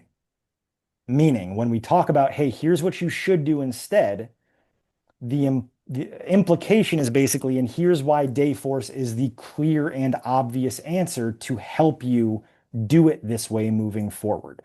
All right. So what we don't want to do is lead up to our B statement that ends up in a place where, well, we can't help you do that because no one can help you do that. Right. So we don't want to teach them about a problem that has no answer. We want to teach them into the arms of Dayforce is the idea here. So again, if I'm going through this and I've mapped out, well, this is what my director of HR is doing today. Here's what they're misunderstanding, not fully appreciating, not seeing the light about, and here's the better approach, the new way forward that they should adopt instead. Then the second part of the ask, of the assignment here, is to work on, again, just this top box of the mental model shift. This is where our stops and starts are going to live. So to get my director of HR to go on this journey, to go from A to gap to B, what do I need them to stop thinking or believing or assuming? And what do I need them to start thinking or believing or assuming? How large of a mental model leap is that? Again, is it a 10? I'm going from a caveman to the iPhone? Or is it a 1? I'm going from the iPhone 16 to the iPhone 16 and a half, or whatever the case may be. And then last but not least, what evidence would I need to make that person believe me? All right, now evidence, slide we didn't get to at the very, very bottom here yet, right? When we talk about that evidence, that burden of proof, right? That's things like research findings, data, publications, customer analysis, anything that we can pull out of either a quantitative or qualitative example. But again, if I'm trying to make someone believe what I'm saying, what do I need to supply them with? What evidence, what research, what data, what proof do I need for them to say, okay, I get it. It makes sense when you lay it out that way, when you put it to me like that. Okay. Again, we're not going to get into the objections and concerns for now. But what I find useful is if we can just go through a quick and dirty version of this with someone acting as the brave volunteer. Doesn't have to be perfect, but just to get something on the page to show the broader group, this is kind of what we're looking to replicate. Before we jump to that, again, is there anything that's unclear about the content roadmap here so far? Okay. Now, the other thing I dropped into the chat there is a filled out version of this using that Xerox example. So again, once we're off the phone between now and next Thursday, if anybody's feeling really lost, I don't remember what Greg said, I'm not sure how to do this, I don't understand what the ask is, this is going to be a really good resource for you. It's going to show you what we're looking for in each of these given sections so that you can kind of map this back to your own ideas, your own example. Okay. But let's do a more contextualized one here before we get wrapped up. Who would like to be our guinea pig here? Who would like to suggest a stakeholder and a product to get us started?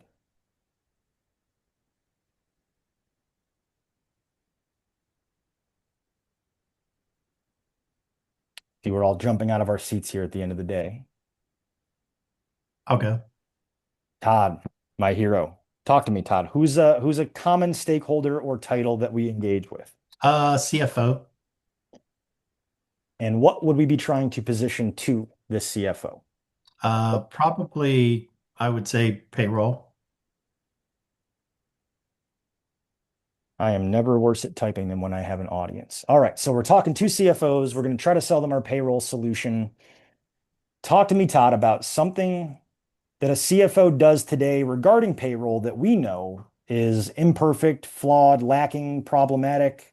What are they doing today to solve their payroll concerns? Well, one of the things that they have is, well, they may have spreadsheets, they may have consolidated, non-consolidated reporting, disjointed systems between their payroll and finance. Makes sense? Yep. So why, I mean, it sounds like a dumb question, but why is disjointed systems and non-consolidated reporting, why is that not the best way to go about structuring your payroll? Can't get true insights about your business to make timely decisions.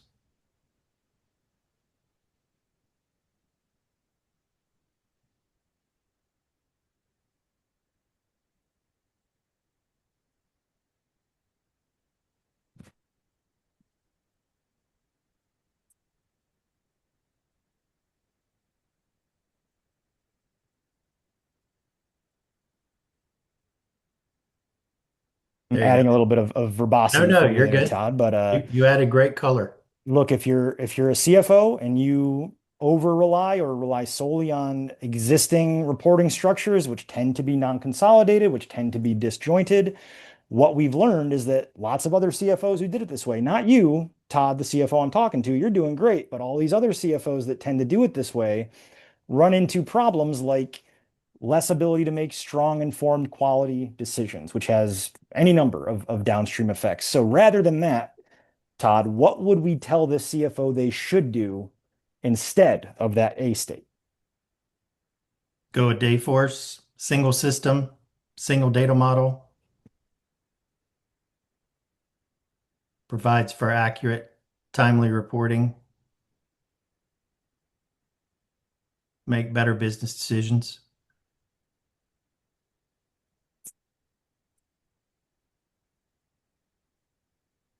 I love it. Again, pretty quick example, but this is what they're doing today. They do it this way because, well, why do they do it that way? It's just what they inherited. It's what they think is adequate. It's good enough for now. Yep. Maybe it's not perfect, but hey, I'm kicking the can down the road 3 or 6 months, right? This is the problem with that existing approach, and here's what we would recommend they do instead. And wouldn't you just know it, we happen here at Dayforce to have a fully integrated, totally consolidated, single system that will help you make better business decisions moving forward. I love this, right? Pretty straightforward. So what's a CFO going to be skeptical about? Todd, what are they going to need to understand, to learn or unlearn to get them to go on this A gap B journey with us? What do we need them to stop thinking or believing first? Probably that Dayforce is just an outsourced payroll vendor, Okay. that we don't have a solution that could fit their needs. They're getting the old story of who we were and so forth. Okay.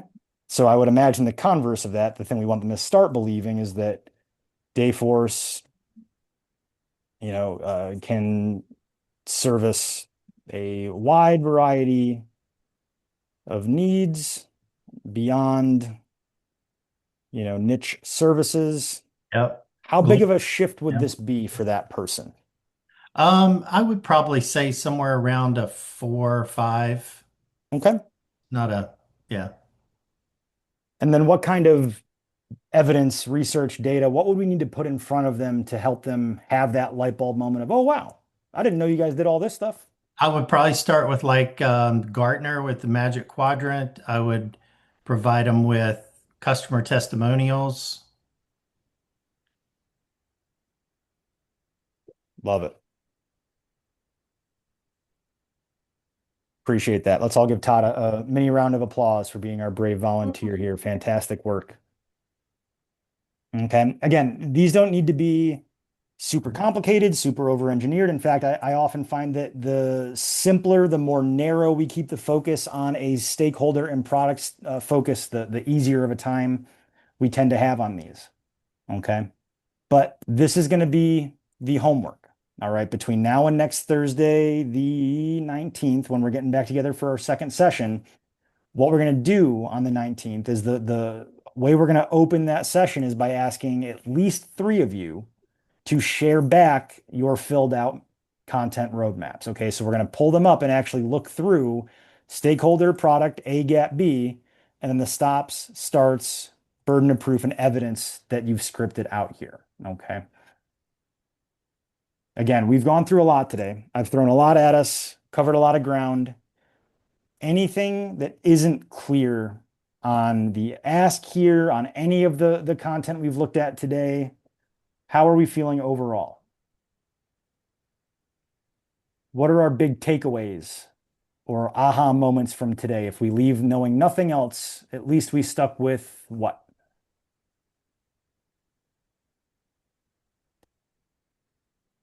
I mean, I think like for me, and probably more on the personal development side, like just learning about reframing, I tend to be very direct with things, as my coworkers probably know me dear well to do. But like just talking about like how to take something and reposition it in a way where it's less direct and or more of a lean in with the empathy and making it their own idea. I think that was my big takeaway. Appreciate that, Mitchell. Glad to hear that stuck for you. What else?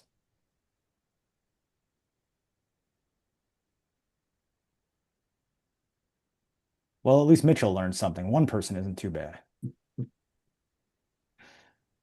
Greg, I think there's a call out, and I spend a lot of my time with the sales audience, but it's just great to see how much buyer engagement is actually driven by marketing and how much sales benefits from that being done well. And so, whether it's the 57% research that's done before and all of the touch points that happen in between, this was really enlightening in terms of marketing's role in ensuring that buyers are confident and motivated from, primary engagement. So I enjoyed that. Glad to hear that, John. And well said, right? We play a huge role that is often undersold or downplayed, and it shouldn't be because it's critical to the overall customer journey. Absolutely. Awesome. Ben, just Sure, about please. thought leadership piece, which is an area where my team plays a lot, whether it be brand thought leadership or even executive thought leadership. So I think it gives us something to think about in terms of not just being credible and interesting, but also being really necessary as in terms of like the buyer touch points when they go across our social channels or read our blogs. Appreciate that, Terry. Absolutely. It's a lot easier to look at on the page, but it's all about how do we move from interesting to, wow, I have to have that or I have to do that. Absolutely. Yeah, I think sometimes in marketing too, we have these like check boxes of like buzzwords that we want either like the person on the webinar to say or the person at the event to say. And I liked when we were going through that slide that was like, okay, here's your claims, but what does this really mean? Like, what is the value to the end user? Like, what are they really supposed to gain out of this? Like, we can't just say that buzzword AI without like really getting into the nitty gritty of how this can add value to their organization. So that'll stick with me. Appreciate that, Becca. Absolutely. I liked how much importance you placed on the gap between A and B to really communicate the negative consequences. Appreciate that, Jen. I'm biased, but that's the biggest part, in my opinion, right? People don't change, whether we're sales or marketing or anything else in life, right? We need to understand the problem with what I'm doing before I'm going to be as invested as possible in seeking out a new approach. Absolutely. All right. I feel better that we were paying attention today. So good stuff. Cool. Again, I'll hang out here for a few minutes. If there's any other lingering questions or thoughts about anything, happy to stick on in chat. Otherwise, again, that's everything that I had for us for today. All right. The biggest piece here for next time is going to be our content roadmap. Okay. So just section 1. Remember, we don't need to do concerns and objections. All we're focusing on is the A gap B at the top and then the mental model shift from the A gap B. You do not need to do anything below. It won't let me highlight the way I want, but the top section here. Okay. With that, I formally release everybody. Great work today. Really appreciate the engagement, the participation, and I look forward to seeing everybody next week. Thanks so much, Greg. Take care. Take care, everyone. Have a Thanks, great team. evening.